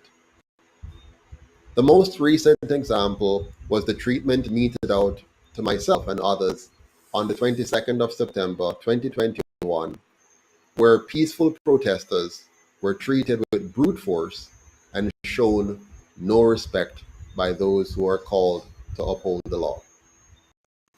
The current SOE, especially in Kingston and St. Andrew, illustrates the class divide in Jamaica. The poorer areas are in the SOEs, while the wealthy uptown areas are not included in the SOEs. This is just wrong. States reduce crime for a very short period. It's addressing the symptoms and not the real cause. Following the removal of SOEs, you will see a spike in crime almost always. The government has attempted to use this same method of managing the COVID-19 pandemic, with not a single thought on how to identify the root causes and finding solutions to address them, while at the same time respecting our individual rights and sovereignty. There is no need to suspend the natural-born fundamental rights and freedoms of the Jamaican people to put an end to the epidemic of crime in Jamaica, or to the pandemic for that matter. The UIC is therefore providing an alternative solution to the ineffective states of emergencies that have and is being used to combat crime in Jamaica. First of all, the government must reopen and turn over the management and control of schools to the school boards and the administrators across the country. The government must no longer directly interfere with the running of these schools, except to protect the rights of students, parents, and teachers. Children have been seriously affected by their unnecessary exclusion from access to face-to-face learning. It is well known and documented that youth between the ages of 12 to 19 are among the largest group of participants in criminal activities in our country. Locking down schools was ill-advised and has cost us dearly as a nation. Not to mention the long-term impact on the children, on the economy, and on the society at large. Number two, we call upon the government to begin the activation of the UIC's Youth Employment Solution Program immediately. Yes will help to keep our children above the school age from joining criminal gangs. The Youth Employment Solution is a very effective program once it is linked with the other areas that I'm going to talk about. On the yes, the JDF must begin a mass recruitment initiative of young people in the affected areas and across the island. Our youth will be engaged in the following areas under the YES program. They'll understand or undertake courses in understanding themselves, how to build and maintain a healthy body, a healthy mind, and a healthy personality or character. They'll study courses on building and maintaining strong personal, family, and business relationships. They'll take courses on building and maintaining solid money management skills and an in-depth understanding of politics, history, economics, and government. We also want them to re-engage with math, science, civics, and communication. But most importantly, we need our young people to be involved in an active apprenticeship program to develop skills in organic farming, computer coding, electronics, installation, carpentry, plumbing, etc. We also have opportunities for them to learn military training or to engage in community policing training, firefighter training, paramedic training. There's so many areas that we can integrate onto the YES program to help our children. We also need to incorporate private, public, and non-governmental organizations in the YES program to absorb all of our young people into meaningful activities. Examples include the Jamaica Esports Initiative to recruit young people from high crime areas into esport economy. We can also look at New Jamaica of Peace Foundation to roll out coding classes across all divisions in the high crime areas. Then there are farming organizations to help our youth develop hydroponic and aquaponic systems they can do to earn a living from. Then there's the importance of financial literacy and entrepreneurship to help our young people find ways to create their own jobs, legal jobs. They're doing so right now in the illegal space because our government has failed to properly cater for the needs of our young people. They are focused on blunt, painful measures as opposed to carefully thought out tactics of how to help our people achieve their best possible outcomes. Number 4, we also need to immediately put an end to the government's use of Jamaica's security apparatus to police mask wearing, social distancing, and occupancy numbers in regards to the COVID-19 pandemic. Let's refocus the country's security apparatus towards the decades-long crime epidemic and stop wasting our valuable resources locking people up for not wearing a mask or fining them for breaking or breaching some form of Dear May activities. Let us, for once, focus on the true cause and ensure that the cure is better than the disease itself. Number 5, let's immediately put an end to all government-funded advertisements on vaccines and refocus those funding towards promoting true public health. Let's educate Jamaicans on the importance of eating properly, engaging in organic farming, eating our naturally produced foods and using our herbs. This will not only improve our health, it will stimulate our economy and make Jamaica a healthier nation and a more prosperous nation. Number 6, let us immediately modify government regulations to reduce the negative effects on access to essentials. For example, let's reduce all the duties and importation levies on environmental products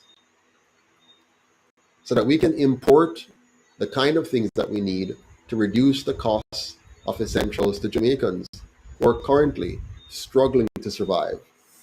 The Jamaican diaspora is there. They're willing and ready to support Jamaicans in any way possible.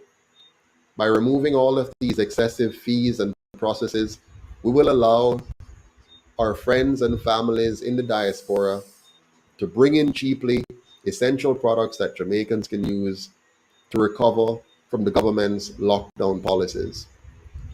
Let's remove all the unnecessary regulations on all, but especially the agriculture industry to stimulate growth in that sector. Let us suspend all the fees charged by the Companies Office of Jamaica for business registration, incorporation, and yearly filings, including those late filings. They're currently very punitive and onerous, and businesses that are struggling just cannot afford them. So by having these high fees and onerous processes, we're only pushing our people farther behind and oppressing them and making them afraid of complying with basic registration features of government, which is also essential for proper management. Number 7, let's move all the civil court cases online and allow for weekend cases to take place so that we can focus the judiciary on in-person trials of violent or major crimes. This will ensure greater speed in terms of justice. Number 8, let's cut the gang funding from the drugs for gun trade. For this, we have to employ technology for border control, things like armed drone patrol, satellite surveillance, ground sensors, unarmed coastal guards to observe and report quickly.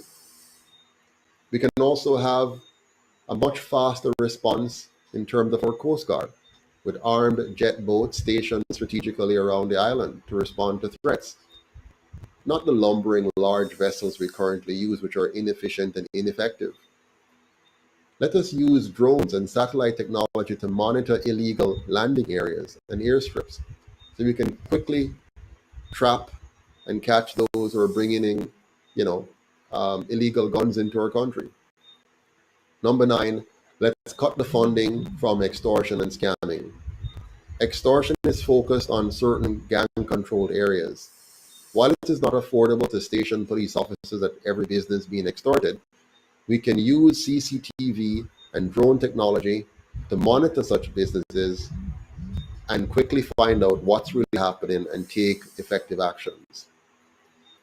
Let's drop import duties on CCTV surveillance equipment, allowing businesses to quickly import these technologies and have them in places to help the police and to help themselves. The government of Jamaica must also speed up the process and reduce restrictions on all responsible citizens wanting to own a legal firearm. We must not make it difficult for people to defend themselves, especially when the police is not able to do an effective job. Scam is also a source of income for gangs across Jamaica. Let's remove the young people from the criminal environments with the use of the YES program. This will reduce the knowledge base that gangs use to carry out their initiatives. They're using our bright young men and women to help them scam. Let's take those young men and women away from them by placing them in a lucrative, effective, youth employment solution program, such as the one the UIC has designed. Number 10, let's set up a gang strike force, GSF, to choke off the gang's manpower supply. In addition to the social interventions, which was already mentioned, which will reduce the cohort that the gangs recruit, this task force is aimed at taking out the existing gang leaders. It's made up of the leading investigators on the island. Their task will be to penetrate the gangs using undercover tactics, wiretaps, and other forms of surveillances to obtain evidence to put them away for good. The GSF's actions will be data-driven. Gangs operate in specific areas they control. The GSF will gather the data, and operations will target those areas.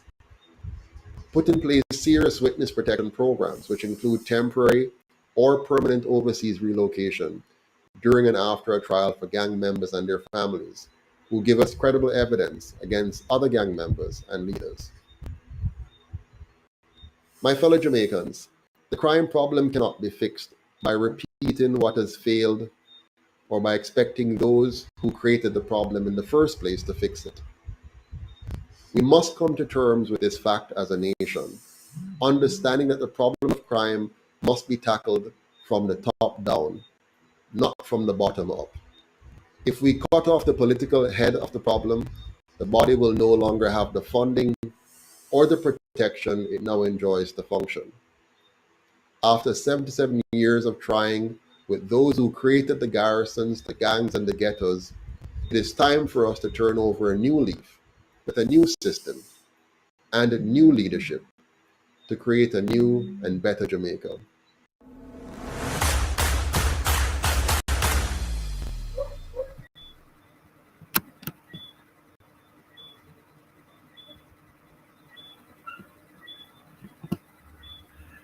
All right, so we just presented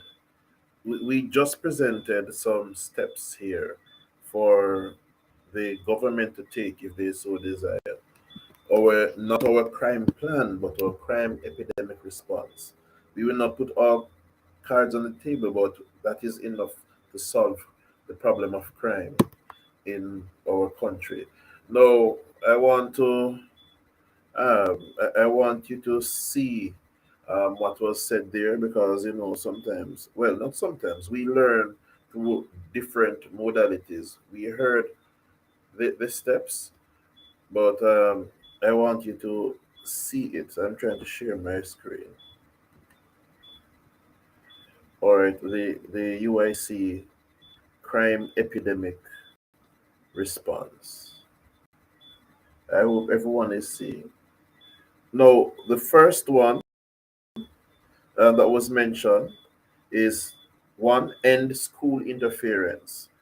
Now, we have reopened, so that one we can skip that one out and without much more comment.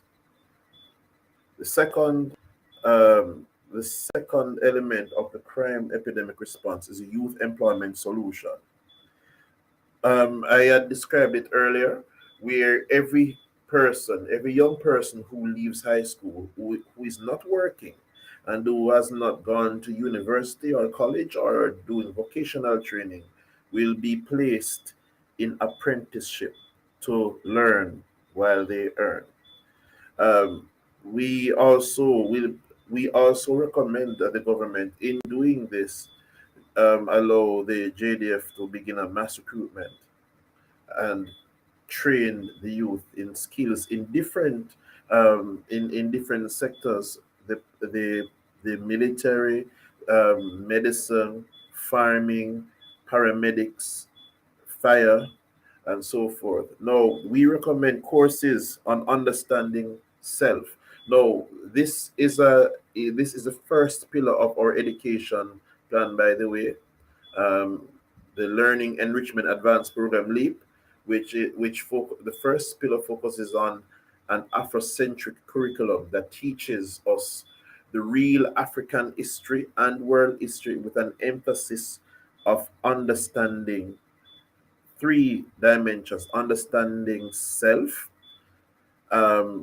which entails courses that deal with building and maintaining a healthy mind, a healthy body, healthy personality or character, and understanding human behavior, which will take into consideration courses on building and maintaining strong personal, family, and business relationships. Once we understand ourselves, how to keep our minds and our emotions healthy, how to build a healthy personality, and so forth, we will be better able to understand why we do the things we do. If we understand human behavior, we can build better relationships. And the third aspect of that Afrocentric curriculum is understanding money. So we not only intend to have youth transition from high school to either a job or further education or an apprenticeship program. We also will be teaching them while they're in school or to understand the self, from mind, emotions, body, understanding how to relate to other people, building better emotions, and thirdly, understanding money. And this will look at courses on building and maintaining solid money management skills and an in-depth understanding of politics, history, economics, and government. Under the YES program too, there's a factor that is also a part of our Learning Enrichment Advanced program, that is our education plan LEAP. Courses on math, science, civics, and communication. All of that will play a part in the curriculum. Now, the second aspect of the education plan focuses on the core curriculum. What is it that students need to learn? What do we need in order to carry ourselves in society in an effective way? We need to understand math, because math is life. We need to understand science, and science is taught in a cohesive manner where biology, chemistry, physics, all dimensions, together with trade and technology, are taught together so that we understand the world around us. Civics, understanding how our country works, how it's governed, how to be a good citizen, what to expect from government, all of that is needed to really participate effectively in our country. And communications, not just English language, but how to communicate effectively.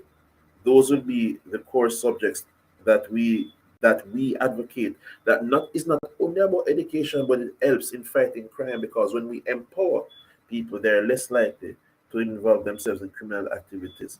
It goes on to say apprenticeship, develop skills in organic farming, coding, electronics, electrical installation, carpentry, and so forth. And as I said before, there are different spheres in which the youth will be trained: the military, community policing, firefighting, paramedic, manufacturing, and so forth. So, youth employment solution will factor into our crime response. And youth activities, positive youth activities, also will factor into our crime response. In the video by Irene, we saw the age group most prone to crime, 15 to 55. So if we have activities to benefit the youth, we put a dent in crime. Now, this speaks of incorporating the private sector, public sector, and NGOs, non-government organizations, in the YES program. That is the program in which they filter into the youth, that is, would filter into the apprenticeship program if they're not in school or working after they have left high school. And they are taught how to understand themselves, understand human behavior, understand money, and so forth. Now, we're going to be incorporating other activities for the benefit of the youth, with partnering with the private sector, the public sector, and NGOs. And we're not only going to do this for ourselves. This response is there for the government's benefit. What are some of these activities? The Jamaica Esports Initiative to recruit youth from high crime areas into the esport economy.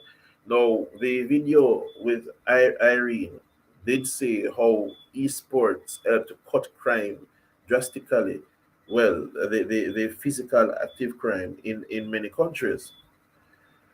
We also will be incorporating coding classes.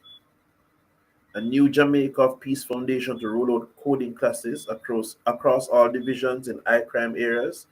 So we will engage the youth through technology to cut down crime, but also in agriculture.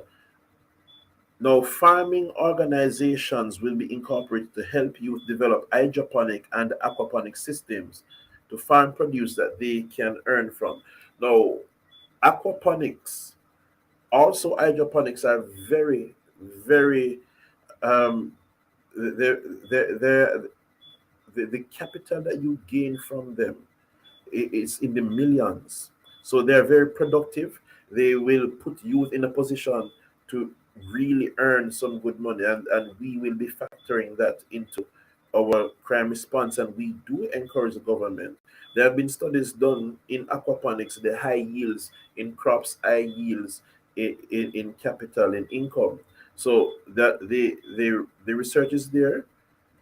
We will do it when we are in government, and we encourage the current government. You want to solve crime? Here's the epidemic response, the crime epidemic response.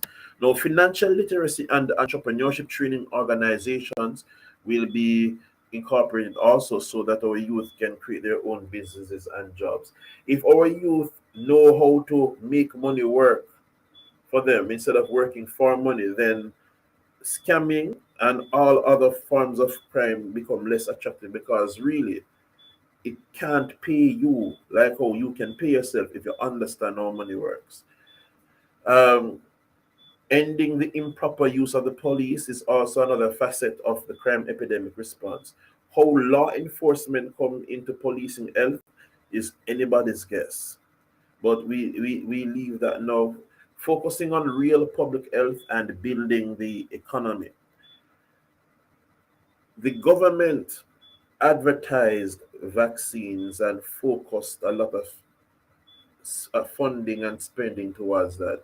If we can focus that same energy in advertising, in how to build a healthy body, in advertising how to build self economically from the grassroots, how to manage money and build businesses, if we advertise that, so that people can empower themselves and empower their wallets, then we have a better country. But that's not being done now, because keeping the people in ignorance is a better means of control. But we need focus on real public health and building economy. Now, ending overregulation of the economy is another point that Mr. Patterson spoke to on our crime epidemic response.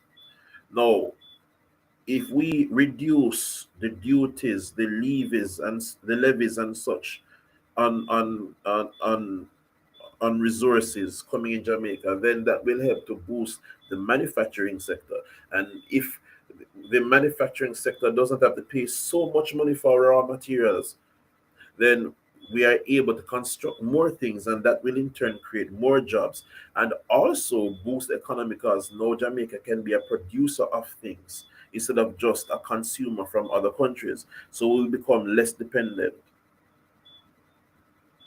So we remove the government interference in the economy and make it a free market society, so that the customers and the supply producers, the relationship between them, the demand and supply laws are what dictates the economy, and not the interference by the government to restrict the economy and so restrict our earning potential. Proper use of the justice system.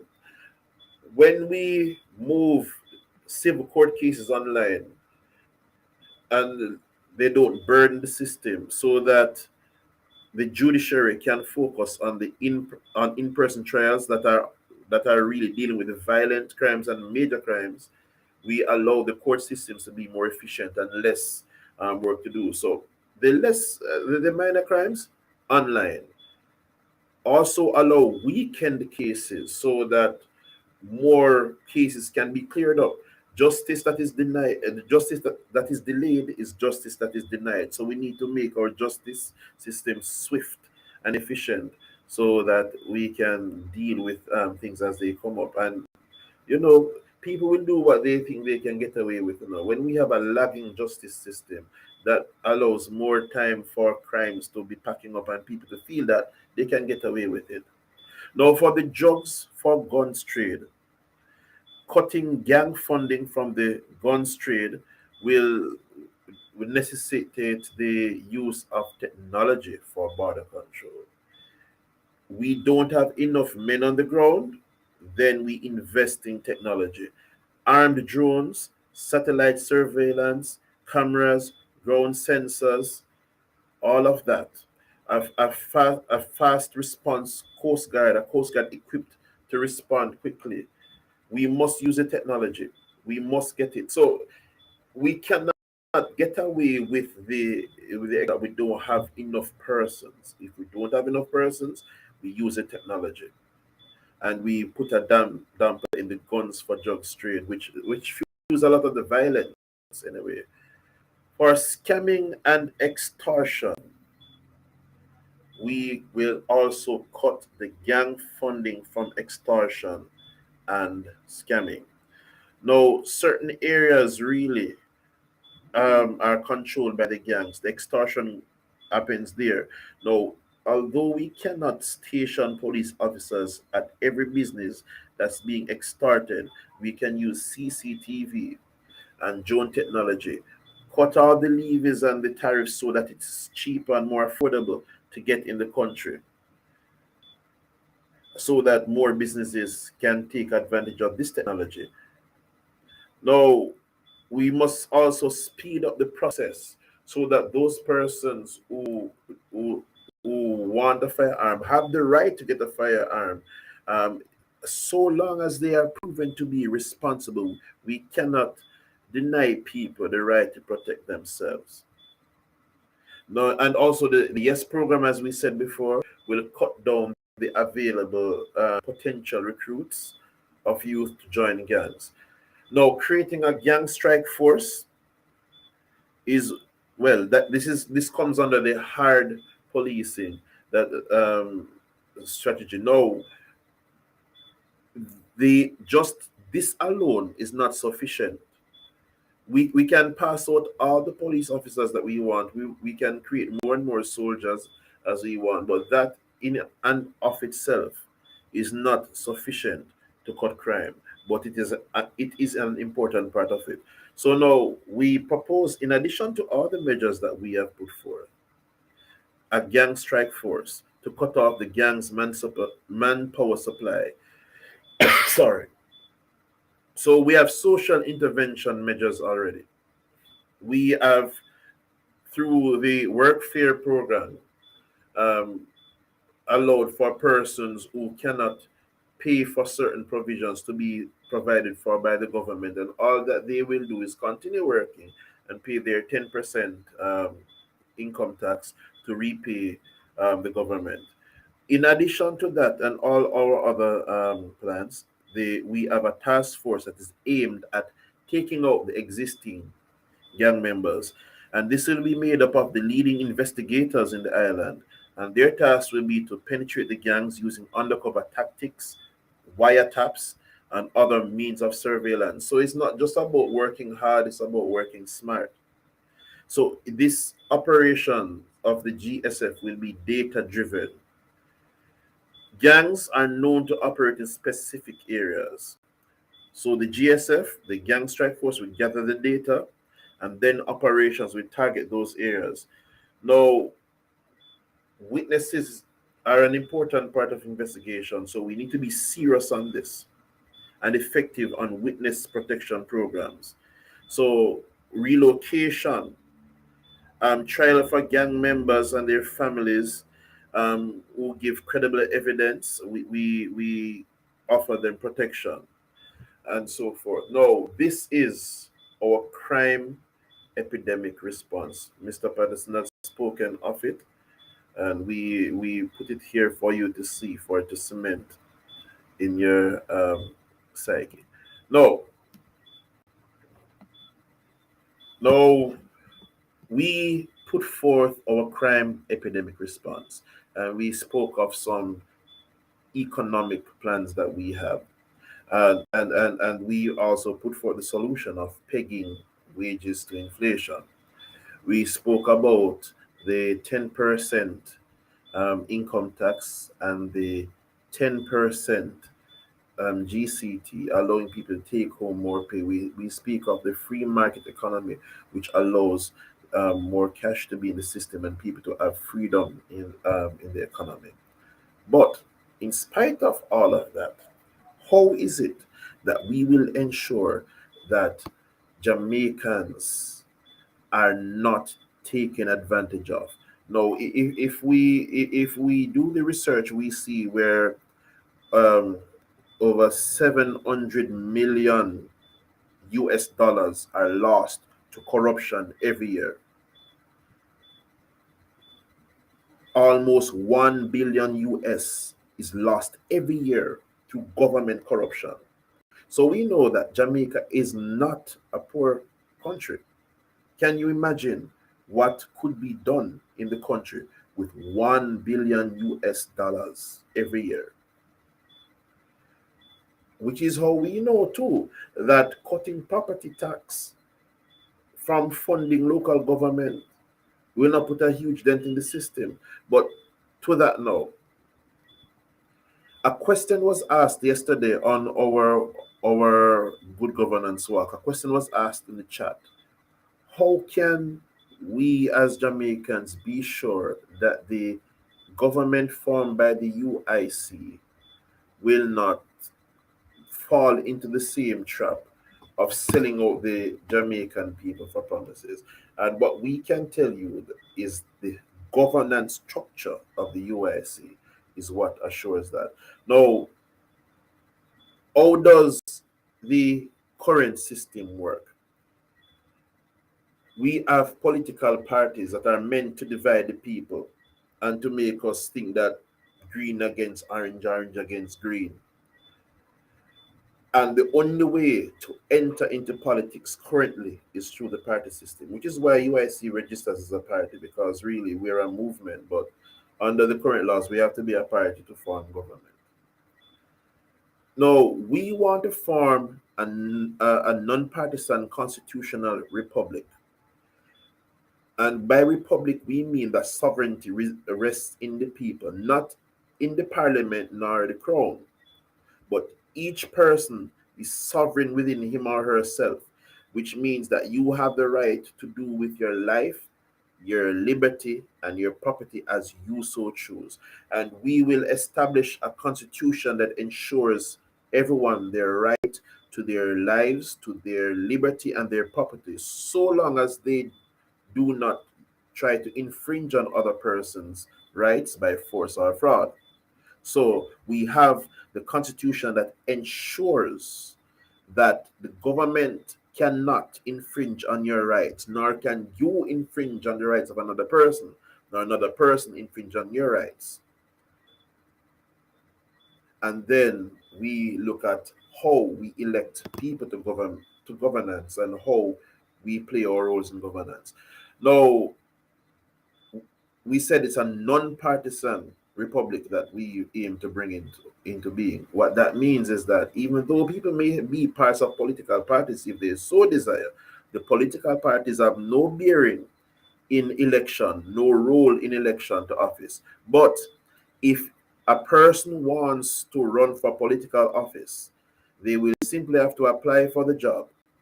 And if they have applied, then they have to pass a basic governance test.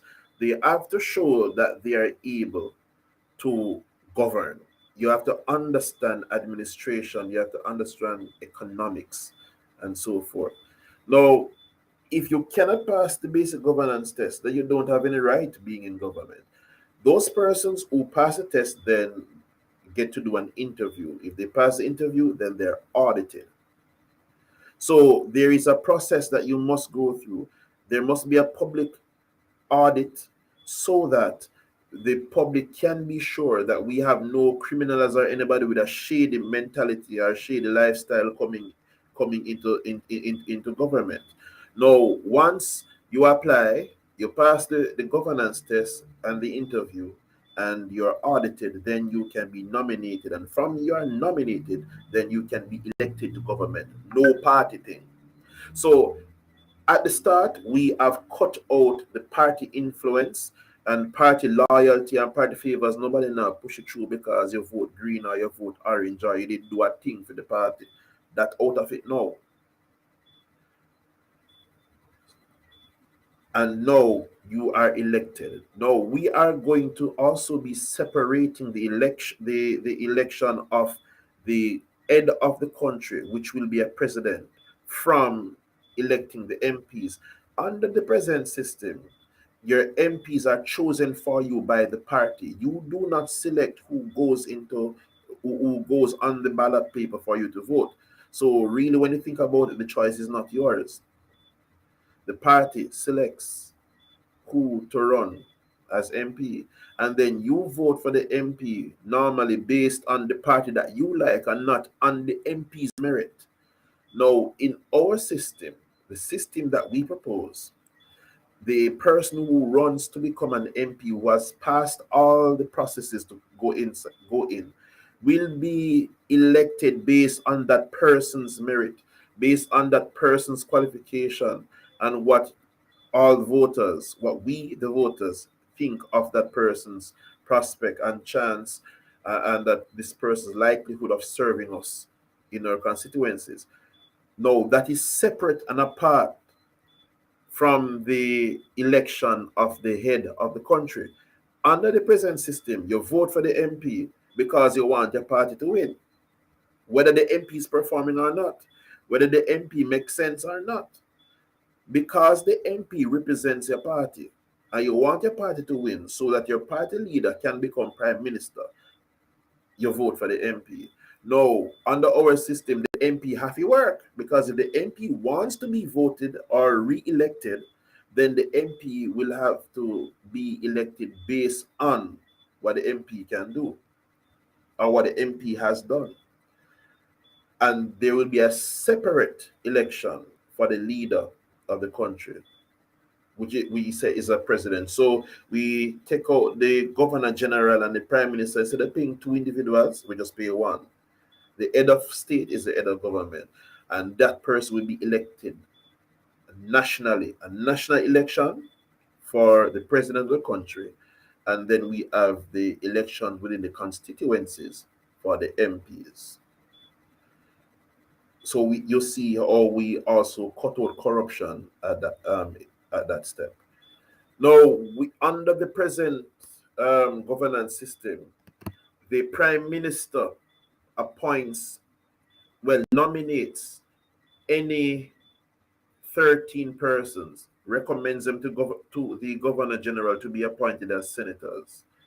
And the prime minister does not have to qualify these persons to us at all.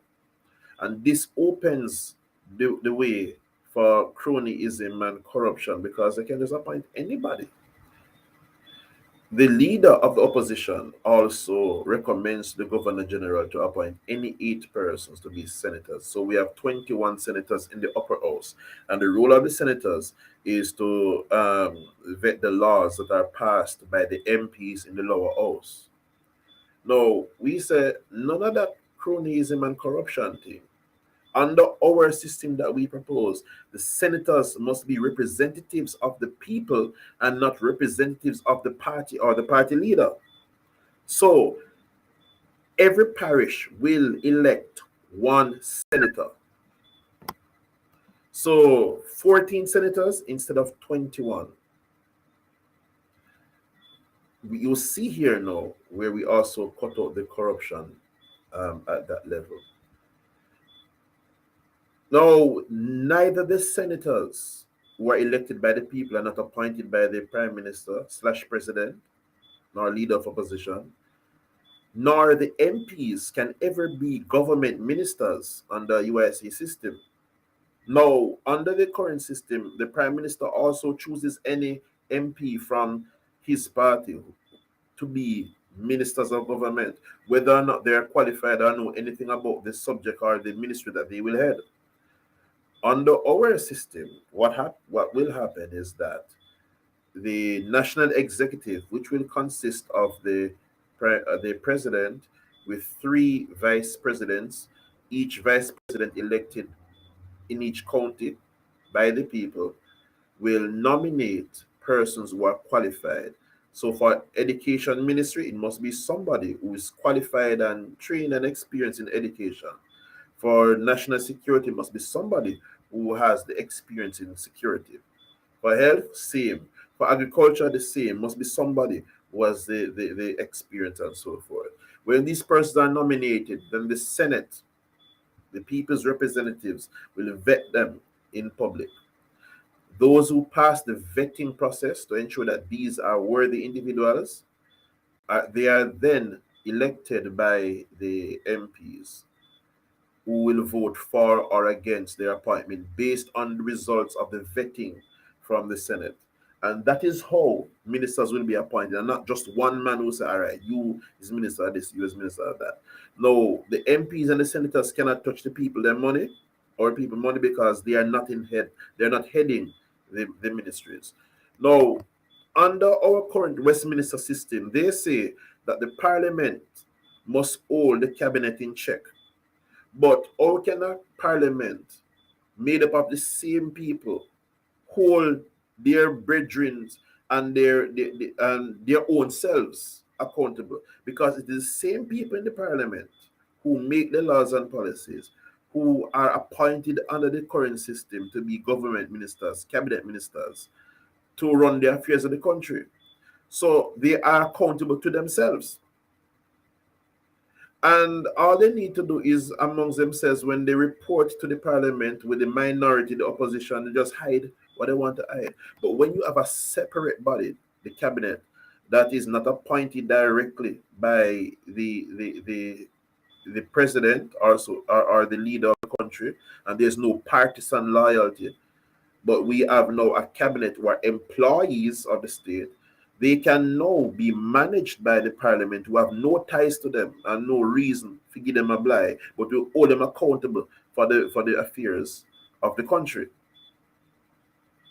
So we see right there, under UIC governance system already, we are ensuring the accountability of the system, and we have checks and balances. Speaking of checks and balances, now, as I said before, Cornwall, Middlesex, Surrey, 3 counties. Each county, the people of each county will elect a vice president, and each vice president will be able to take over in the event that something happens to the president, that the VP takes over. In addition to that, the VP is responsible for the affairs of their individual county, and ensure that the senators and the MPs in the county do their job of representing the people.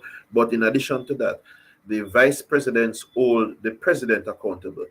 No president under UIC system can just get up and bring in a policy that will damage or improve the lives of the people without any input from anybody. No dictator around here. So if the president decides, for example, that everybody will take an injection or lose them job, then the independent VPs who are elected by the people, who have no party ties or anything like that, must agree in the majority with him. The president must be able to convince the 3 VPs to juke the people them or rob them of their job and take away them rights, which they can't do, by the way, because the constitution would ensure that. But we're just playing with the system right now. After the president gets the assent from the vice presidents, then he must also get the assent, or she must also get the assent of the majority of the Senate, the senators who were elected per parish. So you have that checks and balance at the vice president level, then the Senate level. Only then can the president go ahead and effect a policy. And then we have a backup there, that the entire Congress, made up of the independent MPs, which do have no party loyalty or ties to each other, were elected by the people based on their own merits now. The MPs together with the Senate can at a later date, if the policy was against the will of the people, the Congress can overturn it at a later date, although it had gone through that process. And then we have the Supreme Court, who will be empowered to really deem a law or a policy as unconstitutional if indeed it is unconstitutional. Now, we also will clear up local government.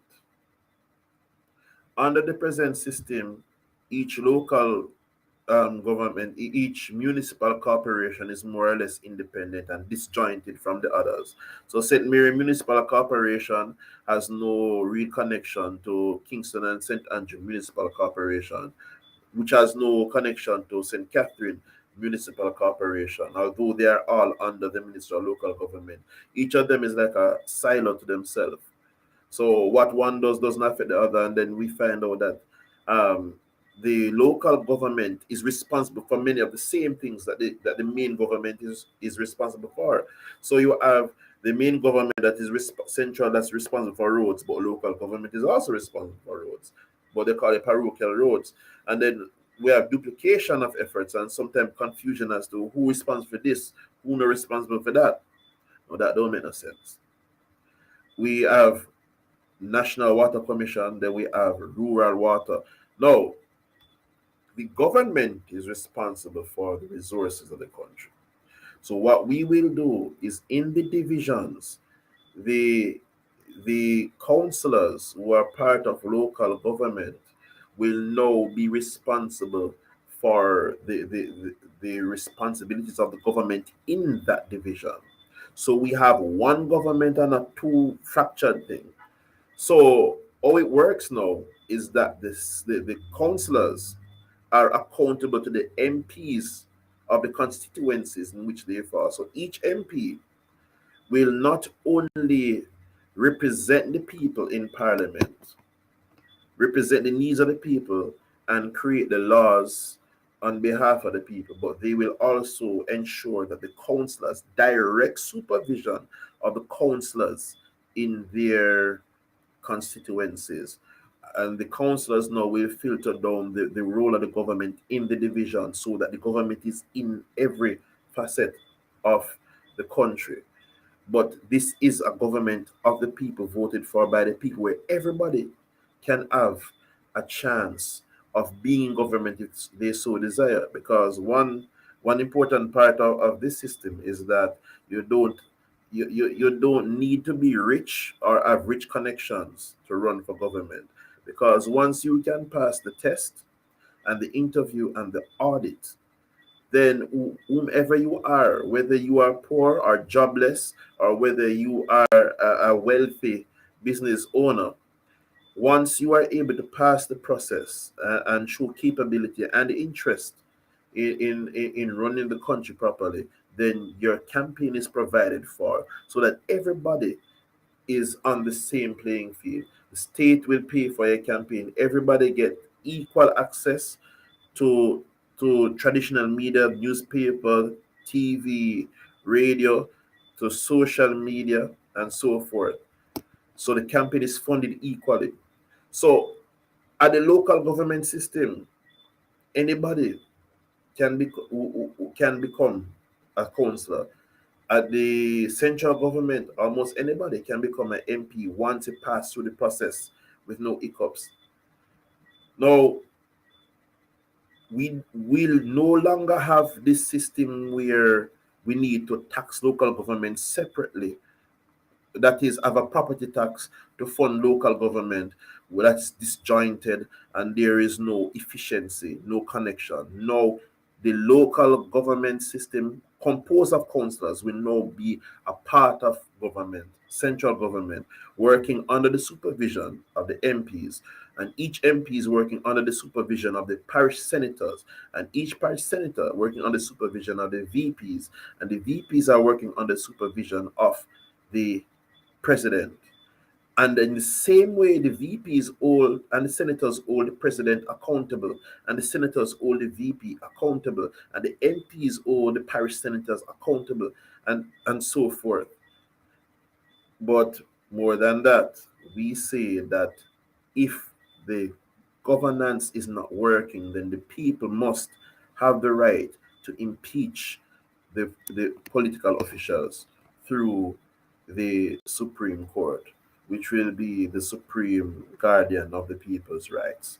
So we see this governance system now does not leave it open for ministers and government officials to be victimizing the people to look good.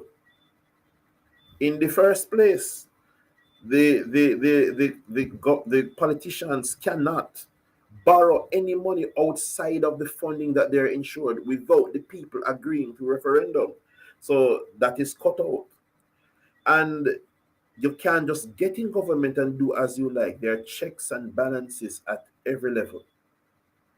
And if you're not performing, then we call to vote you out and impeach you. Now, the UIC does not present itself as a messiah. We are here to save you people. This is a platform. This is a platform for us all to take part in running our country correctly. Now, does this sound like something that you want to be a part of? We need candidates in every constituency in Jamaica. Do you think you have what it takes to run the country properly? Do you think you know somebody who has what it takes to learn good governance? Because we will teach you to learn good governance and make Jamaica the country that we need it to be. Do we want success for each and every Jamaican? Do we want us to work and feel like it makes sense to work? Do you want to vote and ensure that your vote makes sense? That anybody who you are elected to serve must serve and will serve. That there you don't have to wonder about the color of the party that you like interfering with your work or your chances to survive. You don't have to worry about the system holding it down so that it's hard for you to make a dollar, that you have to fly out, which don't make any sense. What does it do we ever hear of a citizen of the United States of America having to leave America to make it in another country? That doesn't make any sense. Recall that at one point, Jamaica had electricity and water before USA did. What happened? Mismanagement of our resources, mismanagement of government, and we must ensure that this does not happen again. How will we ensure that? By the UIC governance system. There's no way that we are going to allow the goodwill of a politician and leave it up to the goodwill of the politician to run the country properly. So we are not going to put ourselves as saints and say, we will never rob you or thief the money. We will ensure that none of we can thief the money, and none of you who choose to become candidates can thief the people's money. So we are saying we need to govern this country properly. We put forth a crime epidemic response. We have put forth our education plan, our 10-point plan. But more than that, what we offer is a system of governance that ensures accountability from the get-go. Nobody will pass to even get elected unless they make the cut. And if they get elected as an MP or a senator, which will be an elected position under UIC, if they get elected as president or a VP, these people can never be ministers of government to handle the funds. This will be handled by professionals and experts who will now become employees and are managed by the elected officials who have no political ties to them, but are each independent candidates. This is the system we offer. The president is kept in check by vice presidents and then senators. And then the people's representatives, the Congress, can all debate after. And then we have the Supreme Court, which will now have the power to to defend the Constitution on our behalf. This is a governance system that we propose. It's all good and great for us to have an education plan where our students understand themselves, understand money so that they can make money work for them, where our people understand how to conduct themselves, understand human behavior, understand the sciences so that it becomes a part of our psyche. We know how to think and create solutions. It's all good for us to have a public education system where the government does not control education and does not directly fund education, but each school is run by the people and funded by the people, with the government regulating and ensuring that the curriculum is up to date, ensuring that the operations of the school is above reproach. And then for those parents, for those children who can't afford, the government provides for them. And this comes from the 10% GCT, which is reserved for the poor. That's all good. So now we have variety in the education system, and we are ensured people who can think for themselves, and there's no restriction on education. But all of that means nothing if we can still be looking at news of losing $700 million every year. Then that means the people money get thief and the people are not developed. So we must ensure a good governance system, and we must get rid of this dirty colonial system that only divides us against each other. JLP against PNP, each setting up their camps with their gunmen. They're setting up their ghettos and their inner cities and providing weapons of violence so that people kill themselves in the name of politics, holding down the economy so that the manufacturing cannot go on, keeping us poor, flooding the market with money so that the dollar devalues, so that they get more money but we pay less. JPS go up, food go up. We must cut the system, and for that we need you. We need you, Jamaicans. So whether you are volunteering in our initiatives and operations, whether you are supporting us through your donations, or whether you are running for candidacy and we need you on board for that, you can help the UIC and let this storm take over Jamaica. So are you ready for the storm? Are you ready to bring the storm on the land? Well, we welcome you. Now, do you want to be a candidate of the UIC? Does our governance structure sound progressive? Does it sound like something that can wrest the control of colonialism and corruption out of Jamaica? Then join us.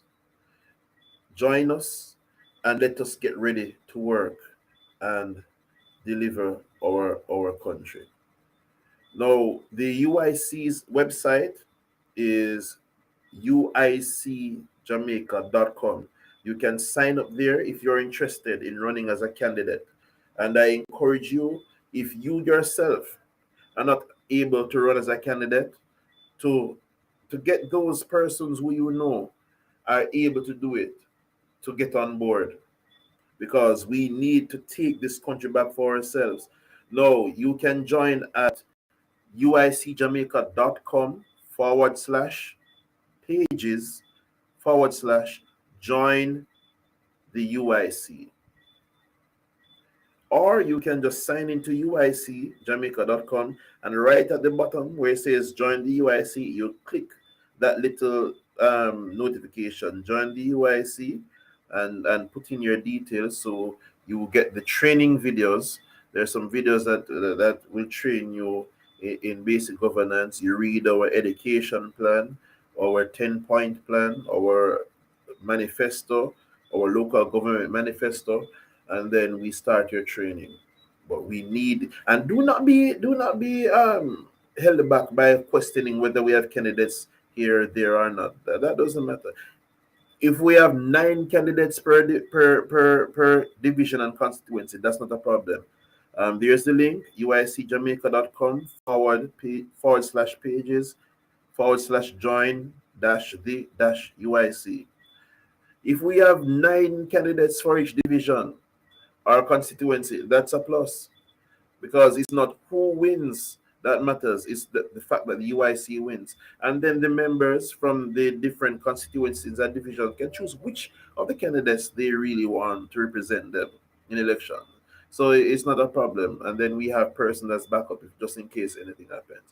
But what we want now is for you Jamaicans to get on board, to get your friends and your relatives and your associates who you know are worth the salt to join the UIC. Again, the link is uicjamaica.com/pages/join-the-UIC. Or if you can't remember that, go on uicjamaica.com, go at the bottom of the page, click join the UIC. We need to bring the storm. I am sure that Jamaica is not ready for it, but we want you to be prepared to get us in government.